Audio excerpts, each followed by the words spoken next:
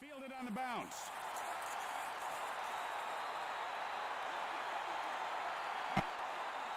And Lofton has himself a base hit.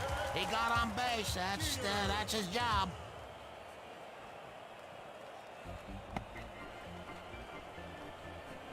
Wood winds up, and it's hit hard right back up the middle. So we're going to come back. Okay, we're here, guys. All right. So mics are on. Everything's on. We are on. Sports Goofs.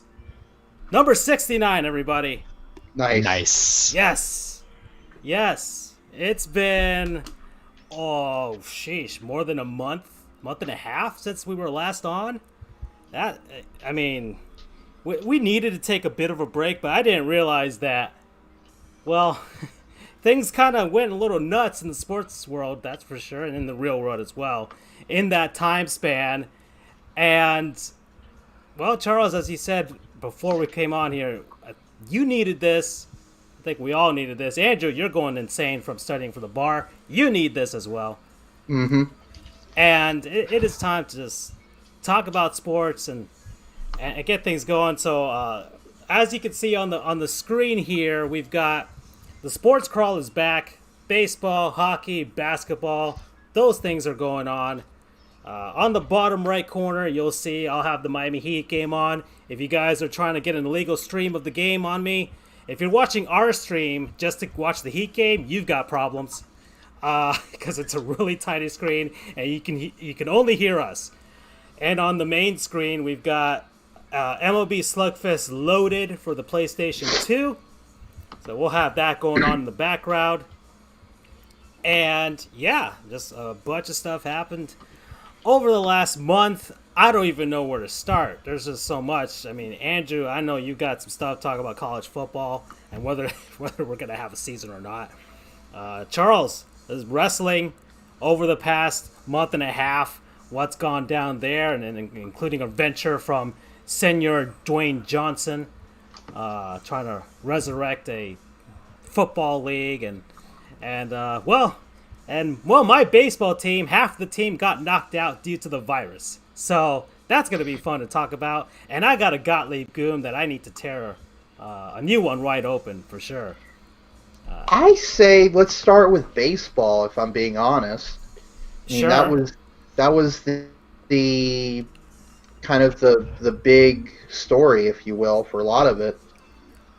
They were the first ones to actually get back, which is strange because they were the ones that seemed like over all of this time period, because of the labor issues, that they wouldn't come back or sort of something stupid like that. But yes, Andrew, baseball has started July 23rd, the start of the regular season. Charles is ready to give Garrett Cole a hand job. And yes, that I am. There is, for those out there, we have basically what I have called a hand job derby for every time Garrett Cole just only pitches out one run per start. And the funny backstory is the one time I brought it up into existence, he let up a 2-run homer. So I guess Garrett Cole doesn't like my hands, but he only let up 1 run last night after 6 innings, gentlemen. And I got to work out my wrists for the guy because worth every penny, and we'll talk more about that when my time comes. This is episode 69, folks. We're uninhibited today. Andrew, he's normally our, as Charles has said, our moral compass, but I think he's his will to live has been whittled down due to the bar exam studying, so he might just let some stuff pass. And it's episode 69, so why not, right? I don't give a fuck. There we go. As long as he has this, that is exactly our thought process when we were studying. So good job, Andrew. As long as we're not getting into like mass murderers and stuff like that. So we just lost every white woman viewer. Great, thank you. Sorry. Then I'm peachy keen. I'm cool beans. All right. So does that mean no Aaron Hernandez? You're pushing it. Okay. Okay. We gotta get the viewers back in. So baseball started.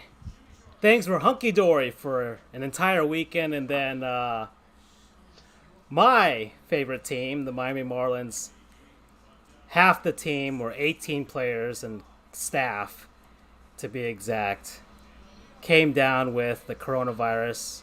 They likely got it on a trip in that backwoods town that you would call Atlanta, Georgia, when they were visiting the Braves.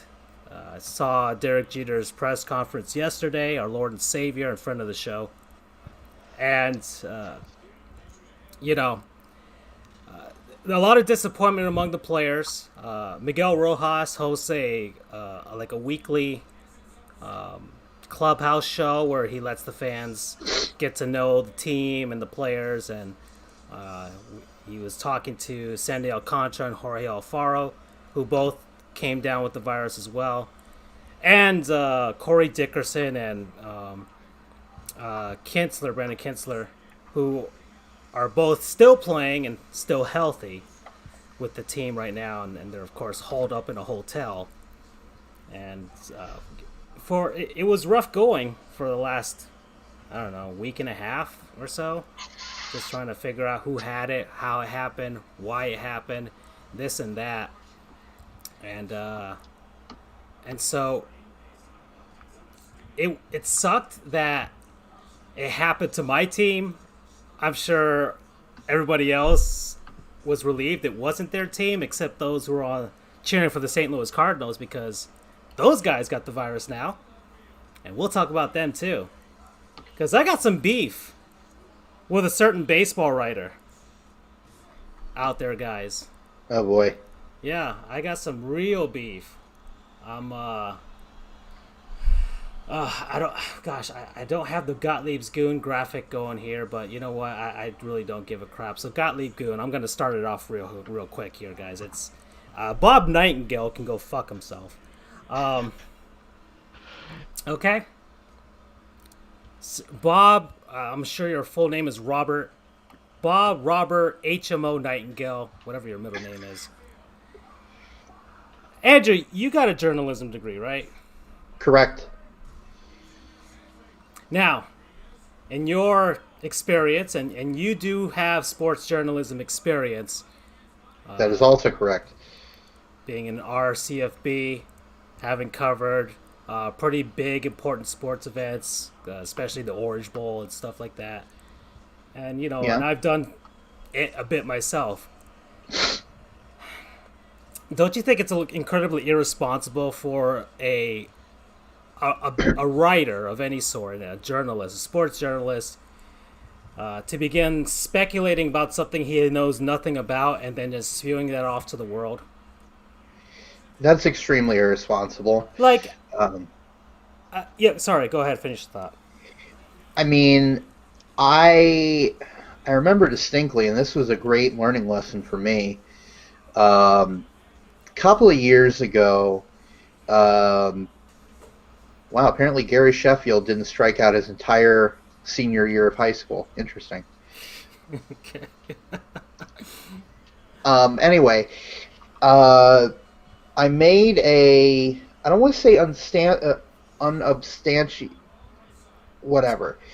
I misunderstood something. UCF was undergoing a restructuring of its colleges a couple of years ago, one of which was moving some of the mass media programs downtown from the main campus up in East Orlando. And I was vehemently opposed to that because, the one thing about news is new.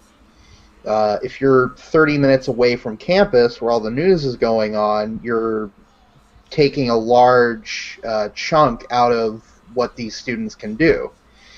Now, I misunderstood what the plan was. I had assumed, based on my understanding, that that journalism was going downtown. But that was not true. It was another program in the same division that was going downtown. So when I brought up my displeasure to the UCF journalism page on Facebook, I got chewed out. Because the last thing you want to do as a journalist is to say something that is not fact checked, and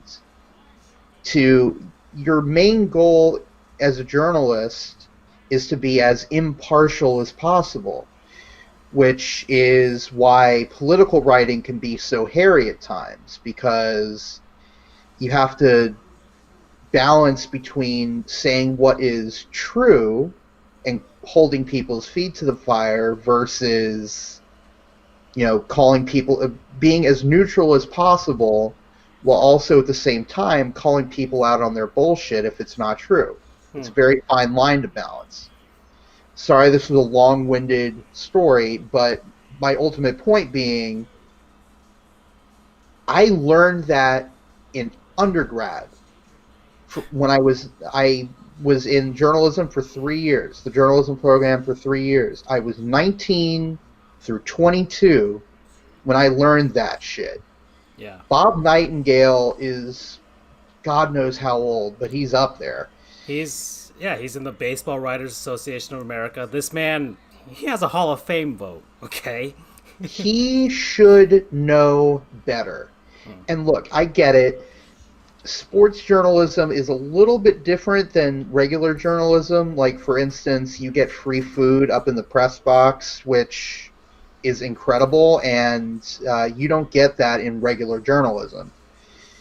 There's stuff that you can do in sports journalism that you couldn't do. But at the end of the day, in the chips at the BB&T Center press box, yes, I have, but I understand that. But at the end of the day, you're still a sports journalist. Major emphasis on journalist. Your job is to, I don't want to say not give your opinion, but you can't make up bullshit like that. Indeed. That's not responsible. So it's ridiculous what he did, and it's entirely unprofessional. The thing that he said, he went on a radio program. I don't know which city it was in, but it probably a significant city, L.A. or New York, if it came out.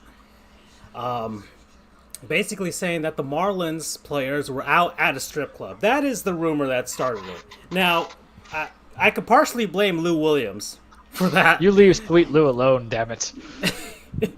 Because the NBA has their bubble, and he went out supposedly under a family matter, and then he was in Atlanta, and he went to the Magic City Strip Club, which is by the Immigration Court in Atlanta, so I know exactly where it is.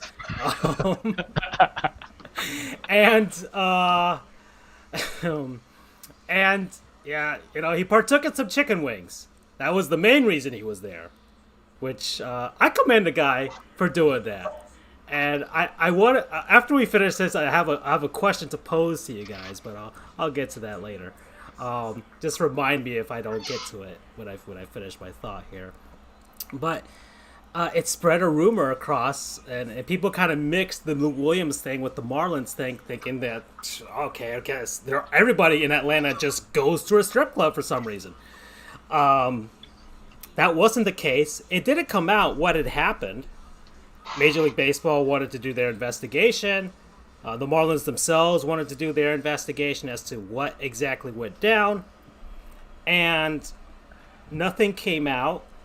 And I admire writer and radio host Craig Mish. Andrew, you might be familiar with him. I am, as a matter of fact. I don't want to say friends because I don't know his feelings toward me as in terms of friendship, but I am decent acquaintances with someone who works with him on swings and mishes. Yeah. A fellow UCF grad, I noticed as well. Yeah. So that's Jeremy Taché, who I know you're talking about there. Mm-hmm. And so, anyone can speak about the quality of strip club chicken wings. Okay. Mish was on the radio with on his personal program, and he made a staunch point that he doesn't release names of players who tested positive unless they give him permission. And he gave a reason why as to why he wasn't publishing a lot of stuff even after the news came out that the Marlins players were testing positive. He wanted to make sure he got things right. And the reason he wanted to make sure he got things right was because he ultimately has to see those players again in the future. Like, he's going to see them, whether it's this year when he can see them, when he can't really see them, he's, doing conference call via Zoom, or next year, hopefully in spring training when he can be there in person. And it matters. It matters when you deal with people face to face. But anybody could spew off on a radio program halfway across the country, and not have to face these guys, and it's kind of cowardly in a sense. So, I've made it very well known to Bob Nightingale that I don't like him on both my account and our Sports Goofs account. So I've lumped you guys in there with myself. So That's okay. That's fine. We're a squad, so Wu-Tang ain't nothing to F with, right? So it's I know it's my team, and there is a bias towards it. Like, I will be angry that somebody would make such a speculation, especially when I follow the team. I know what the players are like, and it didn't seem like something that they would do. Especially something so irresponsible as to go to a strip club. Now, going to a casino, that's incredibly irresponsible too, and the St. Louis Cardinals should be ashamed of themselves as well. And really, it goes to the whole thing about the virus thing, and we're not anti-maskers here or anti-whatevers. All right, wash your damn hands, put on your fucking mask, and get on with it. All right, just deal with it. When you get home, you can sniff and touch your face all the hell that you want, but in any case, it's still it disappoints me in this fact that these people are professionals and they get paid to do this, and yet they can just spew whatever the hell they want and not fact check and do anything, which to me is the reason why sports journalism, like, people don't see a value to it sometimes. Like, when you see The Athletic charges for their stuff because a lot of local newspapers are cutting their budgets with sports and stuff like that, and newspapers are dying. And sometimes people see the paywall from a website and they're like, okay, I don't even want to read this.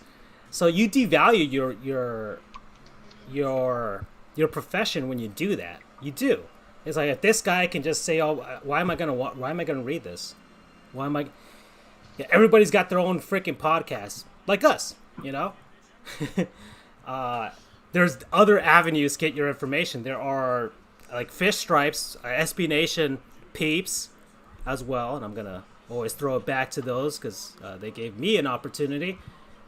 It's just fans doing a lot of the times better job than the professionals. Andrew, I'm sure you've seen it with RCFE too.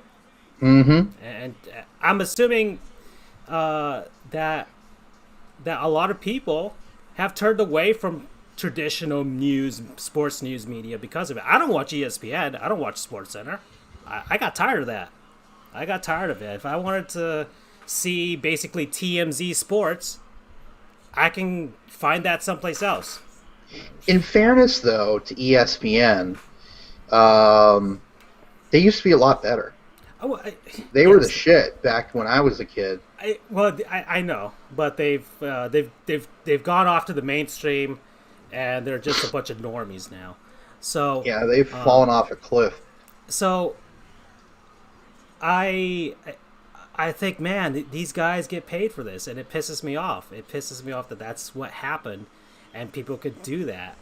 And it sucks. It sucks for the sports world, but it also, I mean, there's, I guess, a new revolution in sports journalism in the fact that people like us and other people in general have found ways to break into the professional sports community via the internet and these avenues. So we don't need people like Bob Nightingale no more. We don't need them no more. All right? It's not an exclusive club anymore. Fans are getting access because they're passionate, and a lot of the times Sometimes they're biased, but sometimes they're objective. And you see people open, and it opens doors. I know one guy, Jamison Olive. He was on a Panthers fan site called Panther Parkland or whatever, or Parkway, and he wrote on it, and eventually it led him to a job writing for the Florida Panthers website, and he's a legit employee of the team now.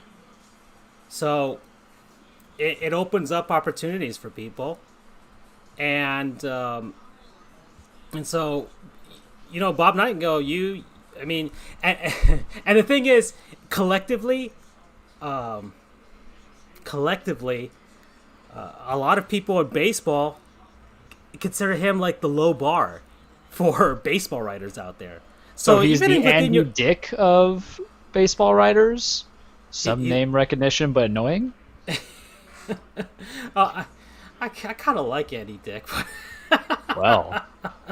Kind of. It's either him or Dane Cook. It's short bursts. He's good at short bursts. In any case, yeah, he's low down there. He was on a Miami radio program here, Bob Nightingale, and then I forgot which writer was it for the Sun Sentinel. His name eludes me now, and I should know his name because he's been here forever. But when they mentioned that they talked to Bob Nightingale about it, and he was like, I don't know if you should, like, I don't know if that's the best source of anything. And he's like, oh, should we just tell him to go screw himself? I'm like, oh. So even then, you're on the low rung, dude, and you are a Gottlieb goon. So, and look, people like him and Doug Gottlieb, they found a way into the sports world, and I tweeted out, if those guys can make it, anybody can make it. So if you have a passion for sports out there, go ahead, give it a shot. See what happens. And yeah, that's my rant about that, you know. Thanks, Andrew, for some insight on journalism back there too. My pleasure. And but baseball is humming, and the Yankees are humming, and they're on a freaking path of destruction right now. Dear Lord. Revenge Tour Painmakers 2020! Ugh. I'm loving every single bit of it, gentlemen. Oh yeah, our Lord and Savior Derek Jeter is on the screen right now, but the Yankees, disgustingly good, 8-1. Stanton and Judge, mostly Aaron Judge, just delivering homers for days, like it's on rookie mode of an MVP video game. Aaron Judge is like on pace to like hit 40 home runs in a 60-game season. It makes you wonder, gentlemen, how it would have been with the full schedule. And we're doing this despite the fact that we have shaky pitching because James Paxton is playing like James Haxton. Ha ha ha. Hopefully he figures it out, but he had a similar way last year in his first full season. We don't have Domingo Germán, who's on the, DV list suspension, as it should be. I don't even know if he's playing at all this season. Luis Severino, I believe, had Tommy John surgery, so he's out for the year. Yep. So we're basically playing on Garrett Cole, and we'll talk about that because I've been waiting on that. Because I was like, how PG-13 can I make this? But it's episode 69, so we get a little TV 14 on this. We've already talked about you getting the hand job. It's the hand job derby.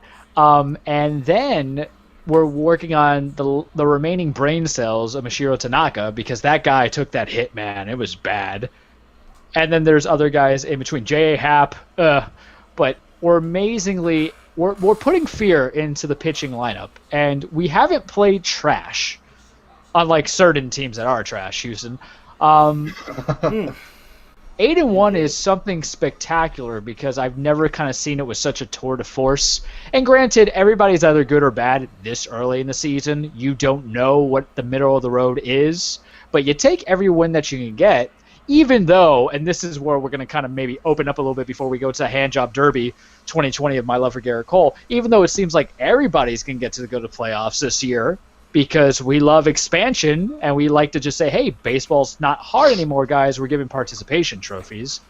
But at the end of the day, if we're going to win it this season, assuming that this season even survives, let us get on Paymaker 2020 Revenge Tour, gentlemen, every competing person and team that wants a shot at this. Because here's the thing, we're the heroes now for the AL, but the minute we reach the World Series, we're the bad guys, and you're going to get the heel turn. So I openly accept that, because right now, you got to hate us, right? Soon it will come, because not only are we 8-1, the guy we paid $324 million is worth every dang cent. The worst game he had was having a 3-run game. Everything else has just been 7 strikeouts and 1 earned run. And I like this Yankee cockiness, because I looked at the schedule, gentlemen, in this very short time. We do not get the Houston Astros. So I want them in the playoffs. And Boston's going to get in there because participation trophies, because the new rule in the playoff expansion is that if you're second in the division, then you're getting in. And then the Rays, if they can figure out their life, might get wild card or the second division. So let us get all the clean and non-clean players. I have a way of how I want to do this. I need this, because take note, and now we're going to expand outside of Garrett Cole's greatness, deserving every job that he can get. We bring it into this is that, I almost lost my train of thought. Don't do this, Charles. Don't do this. You were so excited, and then I lost my train of thought. It's coming to me. All right, I got it back here. You take in consideration that it's a short season. So if and no matter who wins, I think this year, if we complete the season and you get a World Series, there's always going to be that weird asterisk kind of vibe towards it, like a short strike season, except this time there's actually a champion enumerated. But if I'm going to get there, if I'm going to get the promised land as the Yankees, I'm only speaking as a Yankees fan, let me get every single person, because it's not a coincidence, gentlemen, that we felt like we were cheated when we only played Houston in the ALCS those 2 times, and then Boston in the ALDS, and we lost them. And now that trash germ infestation, worse than COVID, Alex Cora is not in the game, nor is AJ Hinch, Cora managing the Red Sox and Hinch managing the Astros, or Carlos Beltran, that those teams that don't have those managers anymore, that don't have the signs to show them to help them out, are really playing bad. Houston's 5-4. Granted, there's been some injuries, but their dudes can't hit. Those guys are striking out like cocky white frat boys up in a party thinking that daddy's names can get them a lady or a guy. Ain't happening, Bregman. Houston's got the benefit that they're in the American League West, which is the Seattle Mariners, who are hopefully up and coming at some point. I hope they'll do well someday. You have the always disappointing Angels, and really the Texas Rangers, maybe, if they have that surprise run that they had last year, but and really the Oakland A's are their real competition there. The A's have a bit of a beef too. Oh yeah, especially because they play clean, and it makes it just harder when somebody knows the stuff. Of course, Jose Altuve is batting 158 so far in the 9 games that they've played. Love it. Man, how awesome was that series between the Astros and the Dodgers? Love it. Beautiful. Joe Kelly, I might buy his jersey, and I'm not a Dodgers fan, because apparently in a game full of balls, there's only one man who actually has a set. Oh, yeah. Carlos Correa being the one to start the whole thing, especially when he was trying to beautifully explain what the heck went down. It's like, people shouldn't talk if they don't know anything. Oh, my goodness. Dude, you probably don't even have a high school education. Just shut the hell up. So it is so satisfying. That was a satisfying moment. It sucks that we couldn't have an all-out brawl. Because the team that beats up the pure Astros are going to all get suspended and fines paid, because Manfred has protected that team. So you don't think there's going to be frustration amongst the league? It's funny. Only 2 games were set for those teams, and the Dodgers swept the 2. So they went. They had a huge chip on their shoulders, and they went into Houston, and I just freaking beat them. They beat them. And did you guys hear the Oral Hershiser said? Yes. I didn't. When, who was it that struck out? It was I think it was like George Springer or something. Altuve. Oh, it was Altuve? So, he struck out, and then I guess the play-by-play guy was like, oh, looks like he was guessing there. And then Hershiser. Guessing is harder than knowing. Exactly. Oh my goodness! Wow, that was so good. And to follow up on that point, I was hoping we'd get here. The baseball gods are incredible right now. Listen to these batting averages, and I'm just doing like the main guys that have been, the main producers for the Astros the past few years. Bregman, Springer, Altuve, Correa. Let's see. So, I'm gonna be fair. Correa is batting .333. All right. That's great. Yeah. He's actually using his natural talent. Gurriel is batting .294. That's good. That's pretty good. Yeah. He was a highly touted prospect and came up big for them last year. That's fine. Martin Maldonado, kinda big producer, but he's batting .286. Pretty good. That's good. And now here's where the fun begins. JJ Redick is batting .250. Trash. Senor Bregman is batting .211. Trash. He's approaching Mendoza line territory. For those who don't know, Mendoza line is named after Mario Mendoza. It is 200 batting average. Huge trash. And then we've got George Springer is batting .182. Oof. Big trash.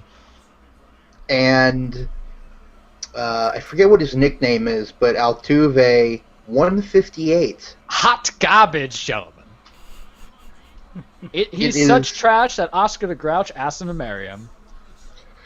And listen, I mean, he's the only guy that actually could fit in the trash can, so.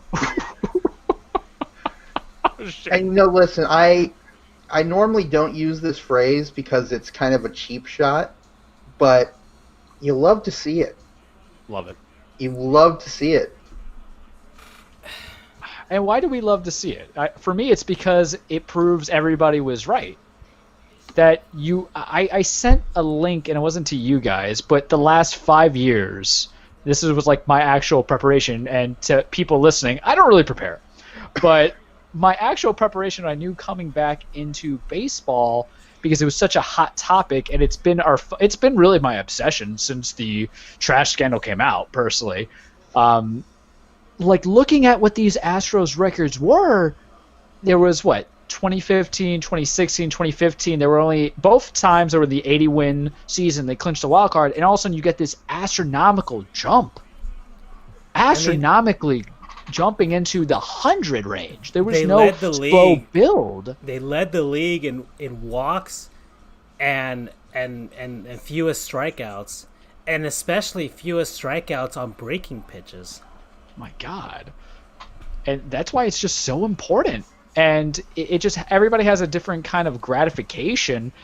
And for me, it's just more or less that, because it doesn't even relate to just Houston, it relates to Boston. Their numbers are terrible. Part of it's because they got rid of the whistleblower, soon to be whistleblower, Mookie Betts. And it's just, everything's just kind of gone to hell. But, with a sport that has had its you might as well reputation. They got rid of Babe Ruth again for the second time. Yeah. The way that he's playing over in LA now, right? But for a sport that has had so much controversy of never being a clean game, right? From the steroids and all the other stuff that's happened, it needed some kind of retribution. And it feels good because Manfred has sheltered. Manfred has coddled. The only person, and the Astros have not done anything to look good, even though I kind of feel for their owner who's like, what else do you want us to do? I get it, because at least you did take the efforts to fire AJ Hinch and then your GM. You're not like the Red Sox who are like, we might think about Alex Cora coming back. I'm like, get the F out of here. What do you mean you're going to consider it? The only person who looks good out of the Astros, and I commend him because it's not an easy job, is Dusty Baker. He's just like, listen, man. He has, even in that at least the bench is clearing incident, he was yelling at Joe Kelly. Well, you could hear it too. It's like, get back to the mound, motherfucker. That's what he said. Joe Kelly would probably make a priest punch him at this point. But Joe Kelly's the hero. Old school 70s mentality. He's like that. But and And, good on him. I mean, he's doing the. I mean, he could. I mean, if the baseball gods were somehow destroyed by the baseball demons, the Astros could win him a ring. But, God, man, the world would be awful if that happened. Could you imagine what happens if they actually took that talent and won a World Series post trash can within the recent next 3 years? I would just be like, I'm done. This is it. I would ask the state of Texas to secede from the union again. Yeah, just please. Or at least just the Houston area. I'm sure Dallas and they'd be just as pissed off. But, yeah. Oh, gosh, you guys didn't remind me after my bit about... So that reminds me about Lou Williams. Sweet Lou. Lou Williams, I guess we can... Oh, yeah, and we have a sponsor, Disintegration. You can get that. It's available... Well, actually, it was for free, July 30th through August 2nd. So if you have a time machine, you can go back a couple days and check that out. If not, it's 40% off. Get your Xbox One, your PS4, download it on Steam, PC Master Race, and play that game. It looks kind of fun. Sci-fi, space stuff, which is our expertise for some reason. Also a great Cure song, if you're talking about Disintegration. Just saying. Get our 80s nostalgia out there, too. So, all right, guys. So Lou Williams, of course, went out, got some chicken wings in Atlanta. And I forgot who the other player was. He went to get some Postmates out in the NBA bubble. It was... Yeah, I know who you're talking about. I forgot his name now. Yeah, he's just picking up some Postmates. I guess he Postmated some food and just wait outside Disney World. I'll come and get it, and got some food from outside. And I guess he was just sick of the Disney fare that they were feeding them there. So that reminds me of if you guys were in the NBA or NHL bubble, what would cause you to leave the bubble? What food item would be just like, you know what, I don't care if I get quarantined when I get back. I'm getting this now. Oh, man. Like, what is the one meal, like... Let me ask you, can I get food delivered to me in the bubble? No, you have to leave the bubble. You have to basically say, F it, I don't care if I get fined, or if I'm hauled up in my hotel room until I test negative, I'm getting these. All right.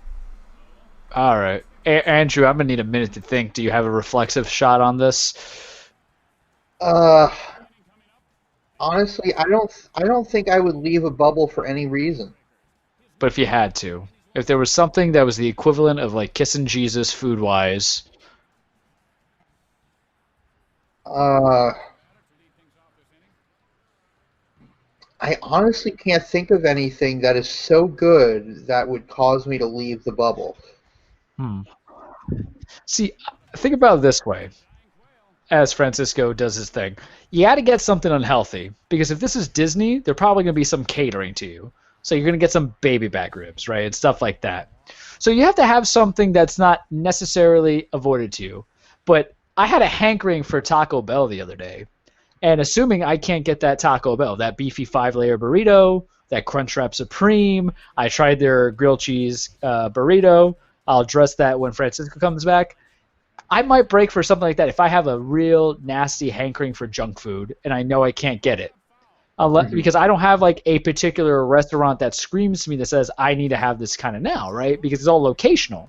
So that's why if I have to manifest it and I have to think it, I think I got to do that. Or if I have to pick a restaurant, I love me some Brews Room's chicken wings. So just like Lou Williams, I kind of break for that a little bit.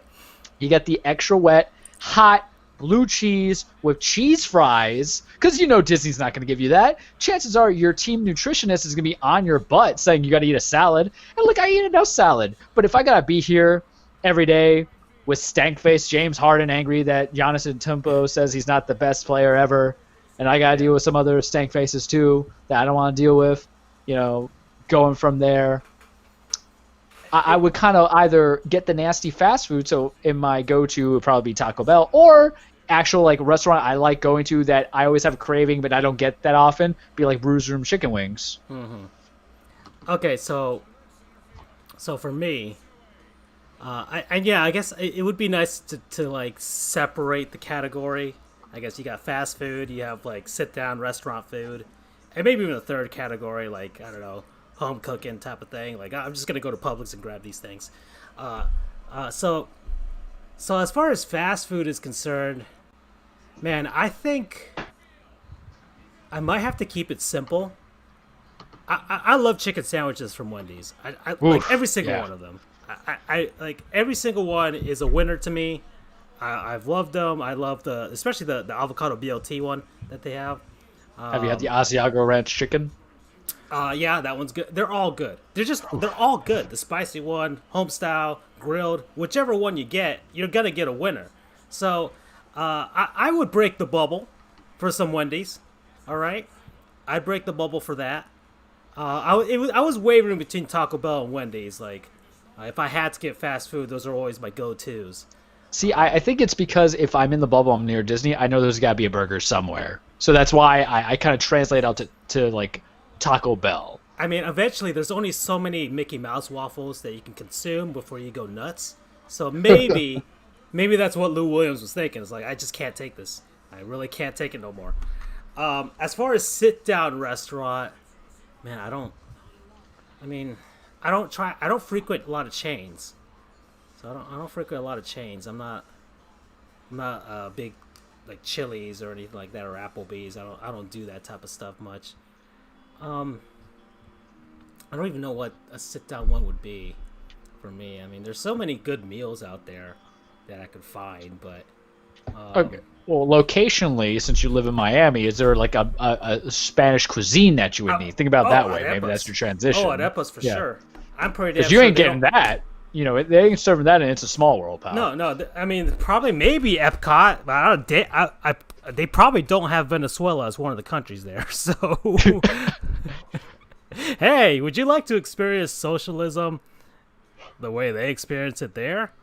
Here, let me take away your human rights. That's a little bit of my work coming in there. Sorry. The more I've been thinking about it, if I had to leave the bubble for a food, it would have to be for some good barbecue. Oof. The best barbecue that I know of up in Orlando is Four Rivers. Oh, and you've used them as a non-sponsor before. That is true. And technically, you're in the bubble near Orlando, so is this your, temptation here? Well, we've actually gone and gotten Four Rivers during this quarantine before. Drive-through service. Ah. So, I would definitely, if I had to leave for some food, it would be for Four Rivers, unless someone can turn me on to some better barbecue. Okay, that's a good one. I mean, and you can have that postmated, so you could still leave the bubble and just pick it up outside. Exactly. That's a good one. I like that one. So what do you get at the Four Rivers? I get the brisket sandwich. Ooh. With they have a lot of good toppings. One of my favorites they've discontinued, unfortunately, was cheesy grits. Oh, dear Lord! And I should cut this up and send it to a bunch of NBA players. It's like, listen, guys, we're gonna break the bubble in Orlando. Andrew's got you covered. And their mac and cheese is pretty good too, but. Honestly, no. Usually I get two sides. I always reserve one of the sides for their bread pudding. Oh boy. Oh. Because A, it's good, and B, it's like getting a free dessert almost. It's a nice palate cleanser after some mighty good brisket sandwich. That's a good one. That's good hustling right there. It's good logic. I like it. And once this is all over and we can actually do things, we're going up to the nearest Four Rivers, which is in Coral Springs. It's going to be a Sports Goofs trek up there. Yeah, we can pop up there after a Panthers game or something. I Sounds like good to me. All right, so yeah, okay. I like the. And you know what? I'm assuming. Was it when I forgot what food the guy got? That was the one that got Postmates. I forgot what it was. I'm assuming it had to be some sort of fast food. Because a lot of people get Postmates just for that stuff. Because if you're at Disney, I'm sure you're gonna have restaurant quality food. Right. Unless his trainers are, on Right. his ass about losing weight and stuff, and he can't have too much. He's just having salad all the time. Then yeah, I guess I would go insane and try and sneak past. I don't know. It's like meet me at Animal Kingdom. Just meet me at Animal Kingdom, and and you'll just pass it on to me there. So they don't say what it was, but it was the Kings Rashawn Holmes. So of course it was a Sacramento team that went and got it. Okay, so that was a nice aside that I had that in my head ever since the Lou Williams thing came out. So that was really fun to talk about. So Lou Williams though, it was all good because I don't think he's tested positive. So he's the man who somehow survived getting chicken wings at the strip club Maybe he and wore not a mask. catching Corona or the clap. He could have, chicken wings. He probably was using gloves because that can kind of get messy. And I'm assuming they're not letting the women get a little too close to the customers, so he's probably a fair 6 feet back, and was just enjoying dinner and a show. That was it. That's all he wanted. Have you guys ever seen Parks and Rec where Ron Swanson is at the strip club and he's just enjoying the breakfast as everybody's enjoying the people? If not, that's just what for some reason I relate to right now, because I just have this image of Lou Williams like, I don't care about a naked woman. That's what the internet's for. These chicken wings are the best chicken wings I've ever had in my life. They are to die for, literally. Oh my god.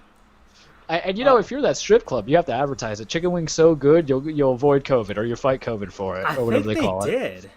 I Oh, think man, you their monopolize Twitter it. page, if they have one, or they created one, I think they tweeted out their menu. After this came out. I mean, it's perfect advertisement for them. And it may not be the best joint. It might not be the classiest of strip clubs, from what I've seen of it outside. Don't ask me how I know.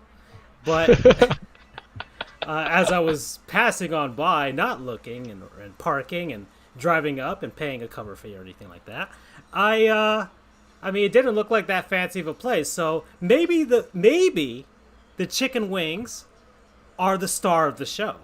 So were they so good that you would have broken the bubble? Because obviously you might have had some familiarity. If it's not the chicken wing, did they have a good Salisbury steak? I mean, when was the last time I had wings? I had some from Wingstop the other day, maybe like a month ago or something. I wouldn't. Nah, chicken wings. I wouldn't break the bubble for chicken wings. Nah, it has to be something. It has to be like a dessert or something, or at that buzz. I'd do it just for that. That would be. Like you said, you're not gonna get that at Disney World. I'd do it just for that too. There's and yeah, my go-to fast foods. I think Disney has like a thing with McDonald's, so you're not gonna get Wendy's there. Oh yeah. Okay. Fun fact. Speaking of Disney and McDonald's, McDonald's opened up a new flagship restaurant in Disney, and I know where it is actually. It is McDonald's first 100% sustainable restaurant. I mean, it's like solar powered and all that stuff. Solar powered. I don't want to say people powered because that could give off the connotation that it's like cannibalism or whatever. But People powered. I was thinking Quality of our meat. it's Okay. they have these bikes out front where people, if they want to, they can ride these powered bikes that convert Oh. convert So you the can- physical So energy they're a into hamster?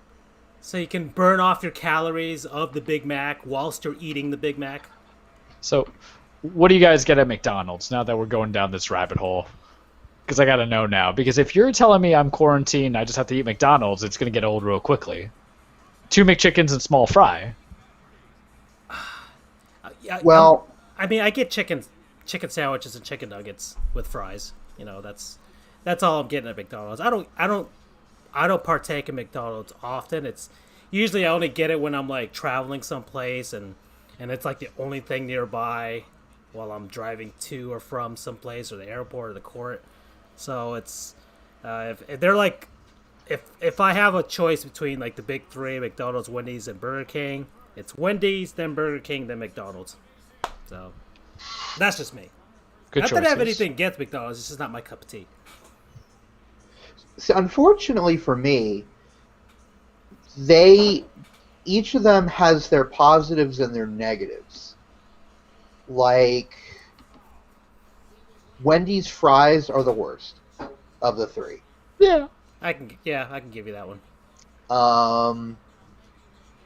Burgers are tough because they each have their own flavor. Are you looking for kind of that char broiled, char grilled? Then you're obviously going to be going for Burger King. If you want kind of like a meaty flavor, then you would have to go with McDonald's, and then Wendy's has its own kind of flavor to it. Chicken nuggets are obviously McDonald's. That's no contest. But Wendy's spicy chicken nuggets have gotten better. Yeah, they have. I mean, heck, it's Dak Prescott. Let us know about it. So yeah. And then,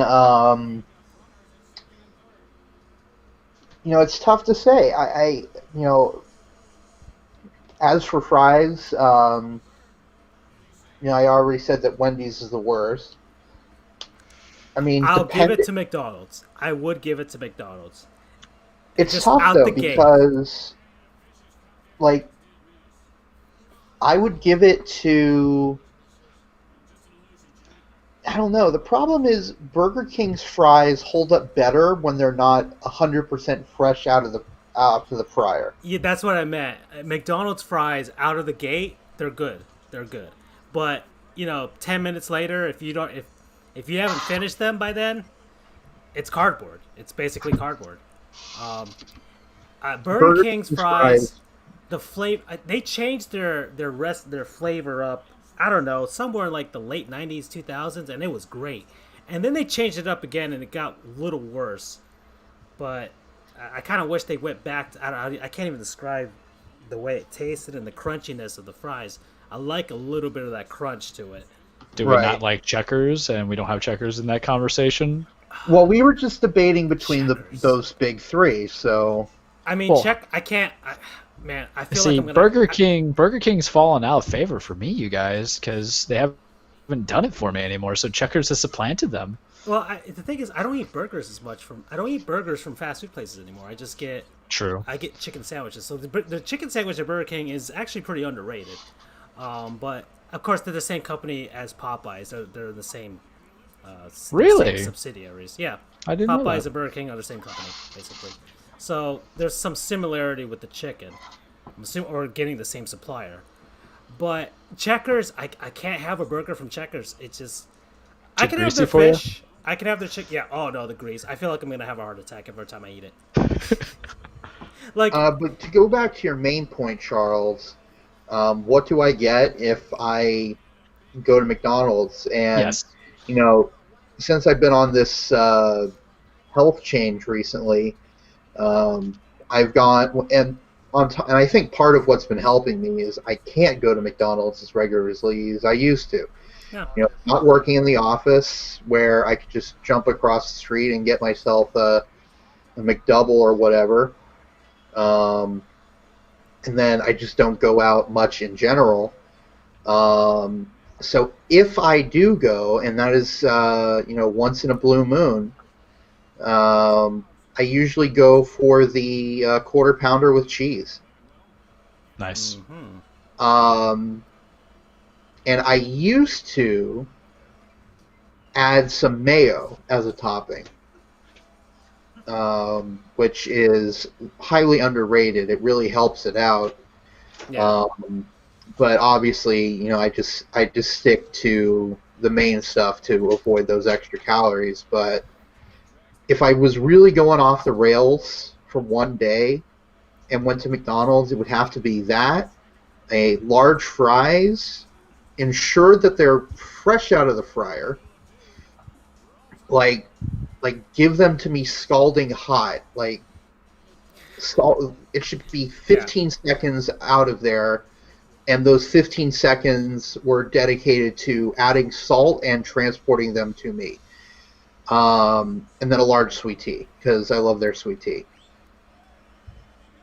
So, just an aside here, how unlucky are the Marlins? Their first game back is today against the Orioles, and they're in a rain delay because of Hurricane Isaias.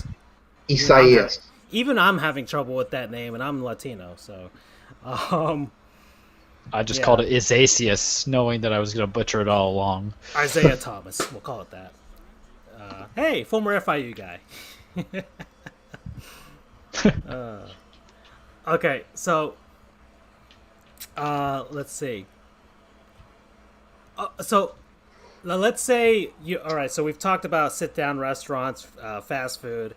Now, let's say there's like, I don't know, maybe you want to cook for yourself, or you just like, or there's something in the supermarket that you know you can't get inside the bubble. All right, I doubt the mega stuffed Oreo is there, Charles. Well, it's supposed to be limited, time, so I would hope. Like, I would assume if Pray. LeBron James wanted to make his stuffed Oreos, they would give it to him. But I can't imagine that. I don't know. Who's in the bubble right now? Pretty much anybody on the Washington Wizards outside of Bradley Beal. I doubt any of those guys are going to be able to get. So Thomas Satoransky doesn't get his own mega stuff Oreo. If he wanted it, he's not getting it. If LeBron wanted it, he's getting it. Now, what would get you to basically like, you know what? I'm breaking the bubble. I'm headed down to the nearest Publix and I'm grabbing this. What would it be? I mean, It would obviously be a pub sub. that too. Oh. More specifically, a chicken tender pub sub. I read what you put on there. Follow us on Twitter. Most specifically, Dan Frijoles, FGOJR, Charles the It's all True, and there on Sports the Goofs. bottom of the But screen. yeah, just a little plug out there. But I saw your list, and I mean, I didn't know we were going this far off the rabbit hole, but I love it. But so you keep it kind of basic, not in a bad way, because sometimes you don't ruin original. But tell the world what you put on your pub sub there, Andrew. All right, so if I'm going to get a pub sub, it's obviously, as I mentioned, it's going to be a chicken tender sub, which, by the way, for anyone in Florida, Georgia, I think South and North Carolina, I don't know where Publix is. But right now, chicken tender subs are on sale. Do the thing. Is it like whole for $7? Because those are my favorite things. Yes, sir. Yes. And the thing is, you can go on the Publix app and you can order it on the Publix app, and you just walk into the store, and they'll have it there ready for you. Indeed. So you don't have to stand in line. You don't have to expose yourself anymore. You don't have to wait minutes just to stand there and tell them what to put on your sandwich. They'll have it there ready for you. Just more plugging for Publix here. If they ever want to sponsor the show. We talk about food a lot. All right. We'll actually, I can actually name you the aisles of where to get some stuff. All right. Yeah, that's a good one, Andrew. Well, okay. What did you put on it? So chicken tender sub with mayo, cheddar cheese. Cheddar cheese. I always go with sis, but go ahead. Cheddar cheese or American, but I can get American at Subway or whatever. You can't get cheddar, so go with cheddar. Cheddar lettuce. Yes. Lettuce, spinach. Oh, I forgot to mention this. Sprinkled Parmesan cheese. Interesting. Ah. It's kind of hit and miss for me, but sometimes I'll add onion. Depends on how I'm feeling. It's always missed for me, but Charles hates the onion. yes, I do. I hate it. And what else? Yeah, that's about it. Just a couple of things. I'm not picky. Okay. Yeah, I mean, mine is pretty much the same. Lettuce. Although, Francisco, I know your dirty little secret when it comes to submarine sandwiches. What? You like to dip them in ketchup. Oh yeah. What the hell? Oh, yeah. Listen, I thought we were supposed to purge the heathens. Are you that guy who says, "Oh, this is going on our pasta, mom's best thing from a kid"? Do you want to? No. Do you want No, an A-cut get shirt legit and a pasta trailer? sauce. But hey, man, there's already mayonnaise in it. All right, it's a long about way of getting the pink sauce. All right. All right, it's a roundabout way of getting the pink sauce. All right, it's like I don't know, it's like a hillbilly French dip. So, All right. Andrew, did you notice this psychopath doing it in law school one day, studying for exams, and you're just sitting there in a small study room going, "I can't say anything because I'm Actually, it was afraid he's after gonna we kill me"? graduated, right? We went to like a No, Publix. it was after law school. I was over at his office helping him wrap things up at his old place. Yeah, that's right. And that's right. we went across not across the street, but We drove.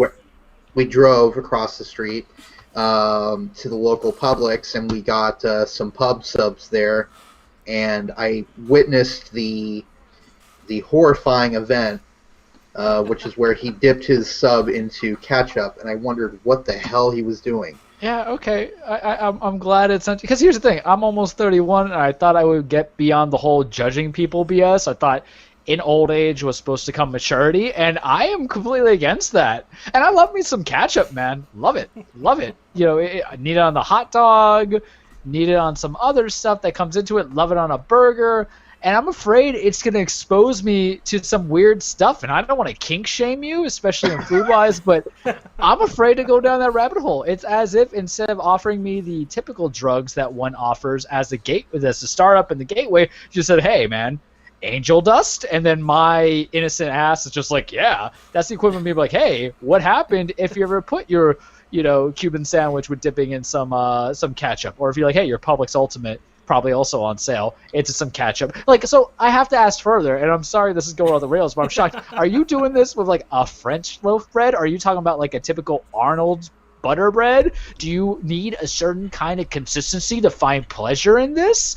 Like, does it work? Okay, with so a let's see. basic How do kind I? of bread? Okay, so my pub chicken tender sub. I No, mean, you I could do a- psychopath. Do you use like a regular loaf of bread to dip your ketchup in? What are you doing? I either go with the white hoagie roll that they have, or the wheat, or the wheat, and very rarely the multigrain.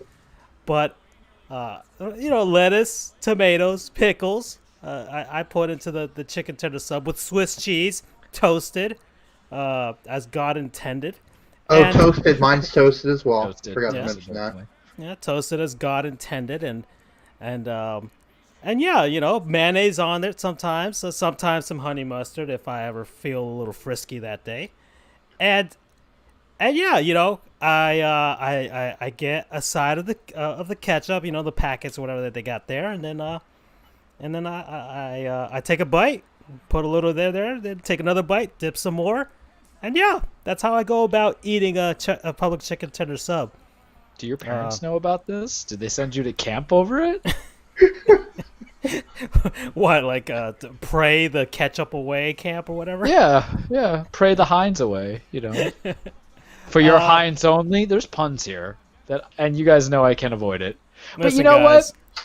I'm going to say something. You're not wrong in a sense, because I've done similar, not with sandwiches, but bread is basically a sandwich. Fight me. And a hot dog is, in theory, we've had this argument about a year ago, a sandwich from Charles's standpoint. And I've had it where if I've had my Baconator and, I'm that psychopath who has to unwrap it, pour his fries out, and use the foil to dip the ketchup in. And if I have an over amount of ketchup still there, well, I'm just going to use the side of my burger, or if I had a hot dog, to dip and wrap around my ketchup on. So I'm gonna try it. I'm gonna try that. I'm gonna hate you for it. I will document it. I'm not gonna do it with a public sub because that's just weird. But just give it a whirl. If you have some guess. mayonnaise about, make the pig sauce. Go ahead, have some fun. All right. that's terrifying. But Have some fun, it's all right. it's so terrifying. But I'm like attracted. I'm into it. Listen, right? 'Cause- guys. I was unsupervised in college. All right. My first year at Florida State, I was with some guy that some roommate that I didn't even talk to. So I was just by myself. You And know, yeah. most people develop a drinking problem. Left alone, you develop Well, like a I put food ketchup curiosity. on my pub sub, so All right, I won't beat up Francisco anymore. It's not. I'm gonna try it. I'm gonna try it. other people do get a drinking problem, drugs, what have you, a little gambling. Put ketchup on pub sub. That's what I do. Okay, so we are past that halfway point. So, guys, it's time for a word from our non-sponsors. Even though we've talked about a lot of corporations and companies so far in this game, including Disintegration, who's an actual sponsor.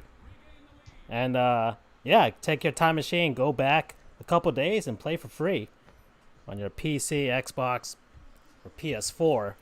Or you can save money and pay $1 billion for your PS5 and your Xbox Series X, what have you. All right, so who wants to? I mean, it's been a while. I'm sure there's a lot of stuff you guys have popped up and used lately, but if not, I have something to start. I can get it started. Alrighty. My non-sponsor of the week is Bungie. The Halo company. That is correct. Also, Destiny. Well, I know People them like as... to forget about that.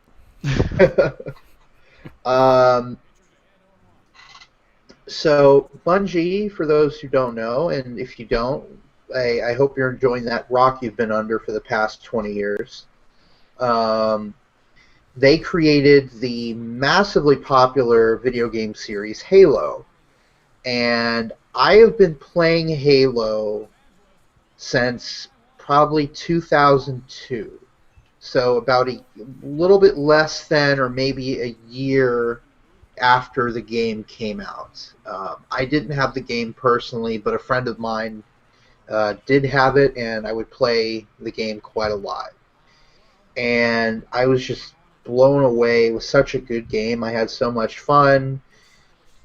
Even though I was 10 at the time, so no wonder I'm such a messed up person. I'm kidding. Or am I? I don't know. That's for you I to put decide. ketchup on my subs. All right, heathen. You had your chance. Let the man talk. I like turtles.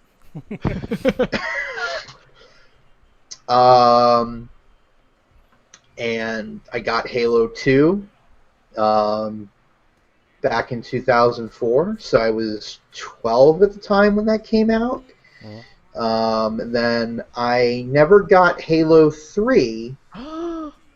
Wait, you had a 360 that whole time? You never got it? Correct. Or wait, did I have Halo 3? God, I don't remember. That's like I'll have to buying check that's like buying an N64 and not having Super Mario 64. Yeah. I'll have to double check. I may have because you played Halo 3. Because I finished the campaign, but I don't remember if I did it on my console or a friend's console. Ah, I gotcha. Okay. I do have Halo Reach, and I finished all of the games. I finished all the campaigns. I disavow Halo 4 and 5. What? 4? I liked 4. Bob, this is your moment. We'll discuss that after hours. Although I did recently purchase Halo 4, so I'm willing to give it a go. Because I don't know, I have faith that they wouldn't totally screw it up, although the reactions I've heard from Halo 5 are overwhelmingly negative. Oh, yeah, 5's trash. So I only have, up until recently, I only had Halo 2 and Halo Reach on my person. and I used to have Halo 1, but it went somewhere. I don't know where.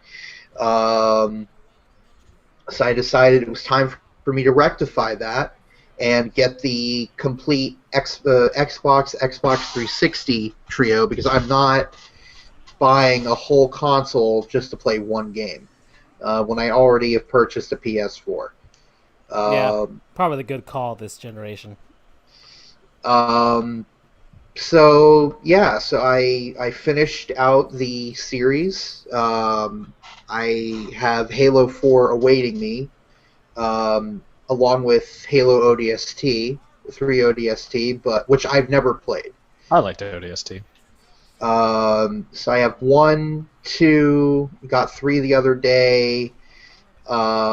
Just waiting on 4 and ODST, and then I'll have the and I already had Reach, so I'll have the full complement. And I am looking forward to, when I have a life again in about 2 weeks, to playing through the games in chronological order once again, or for the first time in chronological order.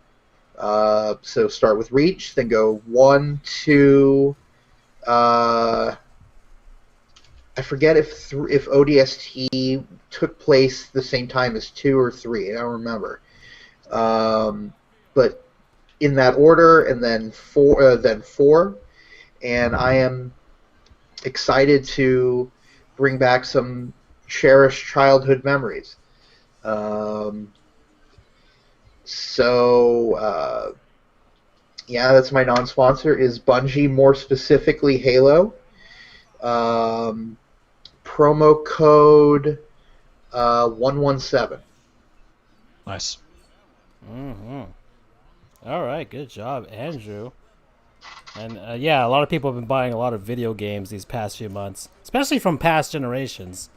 And I got NCAA 13. A friend of mine had lent it to me a while back, but then when I started law school, I was like, I'm going to have no time to play this. So I gave it back to him, which was unfortunate, because I didn't play it for like 3 years after law school, and I missed it. So anyway, I got that, and then I got NCAA Football 06 for the original Xbox, which a lot of people think is the best version, or at least most complete version. And then the Halo games. And if I have $120 to spare, I'm going to get NCAA 14. But that's like if I have all of the disposable income. Yeah. Speaking of that gets me to I'll go second here for my non-sponsor. My non-sponsor is eBay. Ooh. All right. So guys, over our time off, I started a little venture on Twitter, a brand new Twitter account called Marlins History, at Marlins History, and called the Marlins Historian. I decided that I don't know why, I just went deep into baseball over this whole virus thing.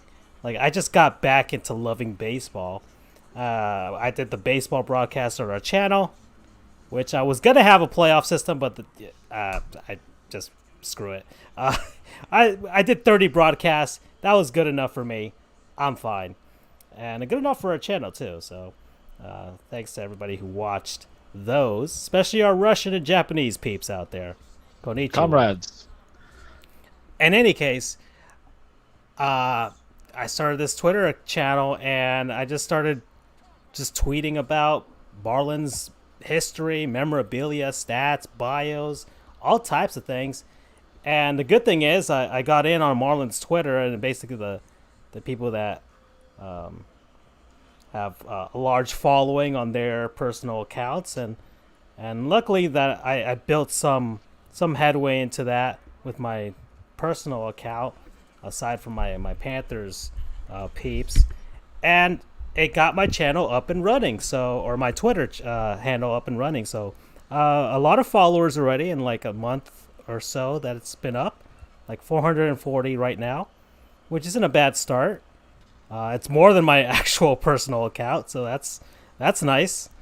And I've had some players tweet and retweet my stuff whenever I mention them, so that was pretty cool. Especially some players I grew up watching, like Preston Wilson and Cliff Floyd. I'm like, oh, my 12-year-old self would be so proud if I had ever been able to do that when I was younger. And so I started looking into memorabilia and stuff, and eBay just has a ton of crap. Just a ton of Marlins stuff. Just so much stuff. Like, I was getting to a point early on where I'm like, am I going to be able to, like, have enough content for this to last without repeating myself and stuff? And I just went on eBay, and I'm like, whoa, there is a treasure trove. I'm never going to run out of stuff to tweet about, to like, hey, look at this cup. Do you remember this cup? And I'll just have something. I will always have something. So that was the cool thing about eBay. So it's basically a nice historical archive already pre-made for me. But then the funny thing was, I was like, man, I found some cool stuff on eBay that I wanted. And I'm like, so I've purchased a couple things already from eBay. Some Marlins retro memorabilia. I bought a replica of good old Pro Player Stadium. That's pretty freaking awesome, that I love. And I bought some more stuff. I'm basically going to start my own collection here. And I will be a Marlins historian, and I will set up the museum whenever our Lord and Savior Derek Jeter wants me to do it. I'm here. I'm ready to do it, all right? I'm ready to give up law and start doing that. So yeah, that's eBay, and I've bought stuff from eBay before in the past. There's some Nintendo gear and stuff like that. So eBay promo code paying off gambling debts, because I'm assuming a lot of people are getting rid of their stuff to pay off some debts, especially nowadays. All right, I guess I'm up. So, gentlemen, since we've last done this, I've been having a very hard time. It's been about a month, right? So I've been having a hard month of quality, and I'm a man of quality. I like to hold myself out to quality. And You don't put you ketchup gentlemen, on your subs. yeah, exactly. I don't put ketchup on my subs. Grey Poupon, baby, as the great Jim Jones said in regards to the ballin'. So I am that guy that if I am to buy something and it's supposed to work, and it says certain things such as waterproof, sweat-proof, dust-resistant, I don't imagine it to die literally within the next day. Because about 7 months ago, 8 months ago, your boy, and I might have had a non-sponsor, had, erroneously hyped up his headphones, his wireless headphones. Not the true wireless, but wireless headphones from Sony, XB400s. I think you did a non-sponsor. I think you did. I never forget, Francisco. So I had said, hey, XB400s, wired, wireless Sonys, but they were going a little fritzy. I sweat a lot. When I go full running, as you guys know, 5-6 miles, homie, don't play around. I'm a little piggy, and piggy sweats. So I went and I upgraded to their sport thing. It died. I'm like, within a year, I'm like, all right, I'll just go send out the warranty and, do whatever, right? Just get the one that has like the little band. And I was kind of done with it because it has a little bit of a longer line. And I was like, all right, whatever. And then so I bought the, Sony C something. And then it literally like died the next day because I went out, I did my 5 miles. And what happens is the USB-C port that they have is really close to the neckline where I sweat. And Florida weather, your boys sweating it out. And so I'm like, maybe it was just one thing. So I went and I bought another one, and it died within a week. So I was at Best Buy for almost 2 hours evaluating. It was time for the True Buds, true wireless earbuds, no line. And I was like, I don't like paying $200. I feel like my true Hispanic came out where if it broke, I would never buy anything that expensive again. That's why I've always taken care of my iPhones. That's why I take care of my cars. But I broke. No pun intended, I guess, or no connection intended. And I finally did it. So after two hours and $200, I picked up some great wireless earbuds, true wireless. And I didn't know about quality, man, because I felt like I wanted to give Sony a chance, but Sony hurt me. Great television, but you can't deal with sweaty piggies like me. So my non-sponsor, after that long-winded story that matters, is Jabra, and my new true wireless earbuds, Jabra 75 Elite CT Active, or what do they call it, has good sound, a charging case, comfortably in the ears. I don't use it just for working out too. All my court hearings are via Zoom, and trying to communicate with just my laptop out there is very difficult because of sound quality. I want to hear the judge. I got to deal with respondents or my own clients who are stuttering or breaking in, so I want some clarity. This is pretty cool. One earbud, you can control on the right with the play through of the sound, everything like that. To the left, I can have something called hear through, so if I'm talking to somebody, I can hear from there. Sound quality is pretty decent. The life quality is pretty good. They have comfortable enough ear tips. It has survived the sweat test because obviously the charging ports aren't necessarily exposed to my sweat. It's sweat and dust resistant. I think it's an IP5 or IP7, IPX7 level of water quality. You have the app connected, so you download the app. You can customize the way that you want your sound. I listen to a lot of audiobooks. I listen to some YouTube in the mornings that kind of come out. I hear the quality of my clients, or if I'm having Zoom hearings, and it's one of those few things because I could have been just a regular person, spent $150 or $200 on Beats, but I didn't really get good reviews on the True Wireless, nor did the AirPods. And I kind of don't like the AirPods because I talk with my hands, and my Argentinian self would just pop that some gun out. And what's cool about these Jabras, if you lose them, you can locate them. They're paired up with your phone, so it is kind of useful. But I've ran several miles with them since I got them about a week and a half ago or 2 weeks ago, and they haven't like come out anyway. Sometimes I might put them a little bit too deep, the way you do with a Q-tip, but I gotta say, for the price, it worked out pretty well. I know they got the wireless charging. I was kind of hesitant because I want to put into it, but it was more or less it was time, because if I was going to have that repeated issue, it would have been with any kind of wireless wire version versus something like this. And it's convenient. I could put it in my work case, and so far I like it a lot, and if it breaks, I'm just going to go buy stuff at Five Below from now on until the day I die. And so that's Jabra Elite XE. Promo code, I would say, I'll be cute, no to Sony. My problem, I find them so cool, the wireless earbuds, but knowing me, I would lose them in 2 seconds.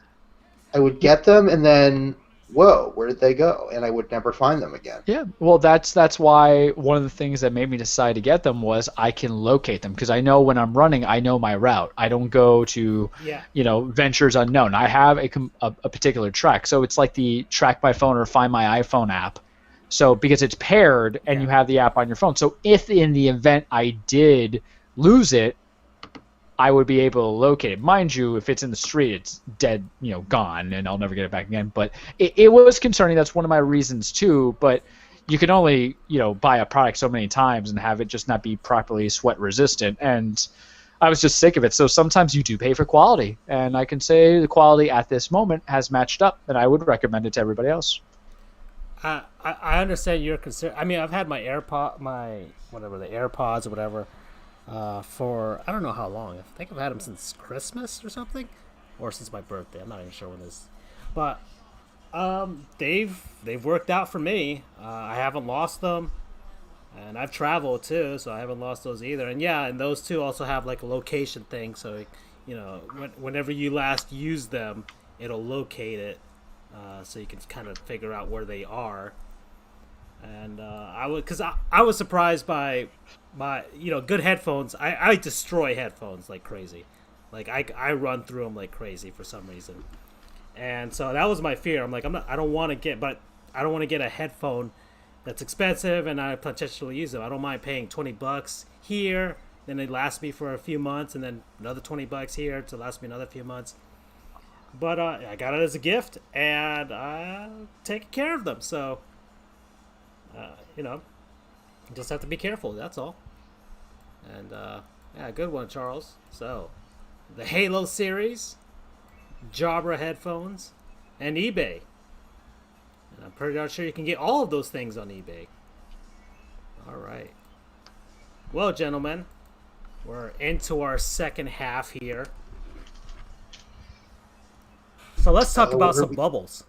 So we talked about food that we would get outside of the bubble. So we got 2 bubbles in place for the other sports that are still running right now. 3 bubbles. Oh yeah, that's right. There's a WNBA bubble as well. 4 bubbles. What's the other bubble? MLS. Ah, well. It's a real sport. You've got Not a 2 soccer hockey fan. bubbles. You've got 2 hockey bubbles. And our Miami soccer team already sucks, so.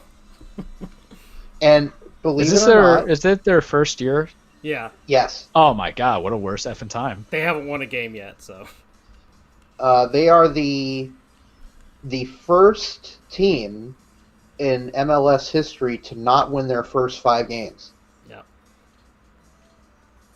Meanwhile, a bit further north in the state, my Orlando City are the furthest they've been in any sort of a MLS tournament. They're up in the semifinals right now. They're facing off against Minnesota tomorrow night. So we're finally turning things around. Okay. So we have the several different bubbles, all right? You can play disintegration in the bubble if you want to. And so let's talk about some bubble life. So we have the NHL bubble, 2 of them. You have the Edmonton bubble and the Toronto bubble. And it's worked so far. None of the players have gotten sick. We have the NBA bubble in Orlando, and that's worked as well. None of the players have gotten sick. Goes to show, of course, a question is to what happens if baseball loses control? Would they have to pause season and create a bubble? I don't know, but that's speculation. Further on, we can talk about that later. But Andrew, the NHL has commenced the Stanley Cup playoffs.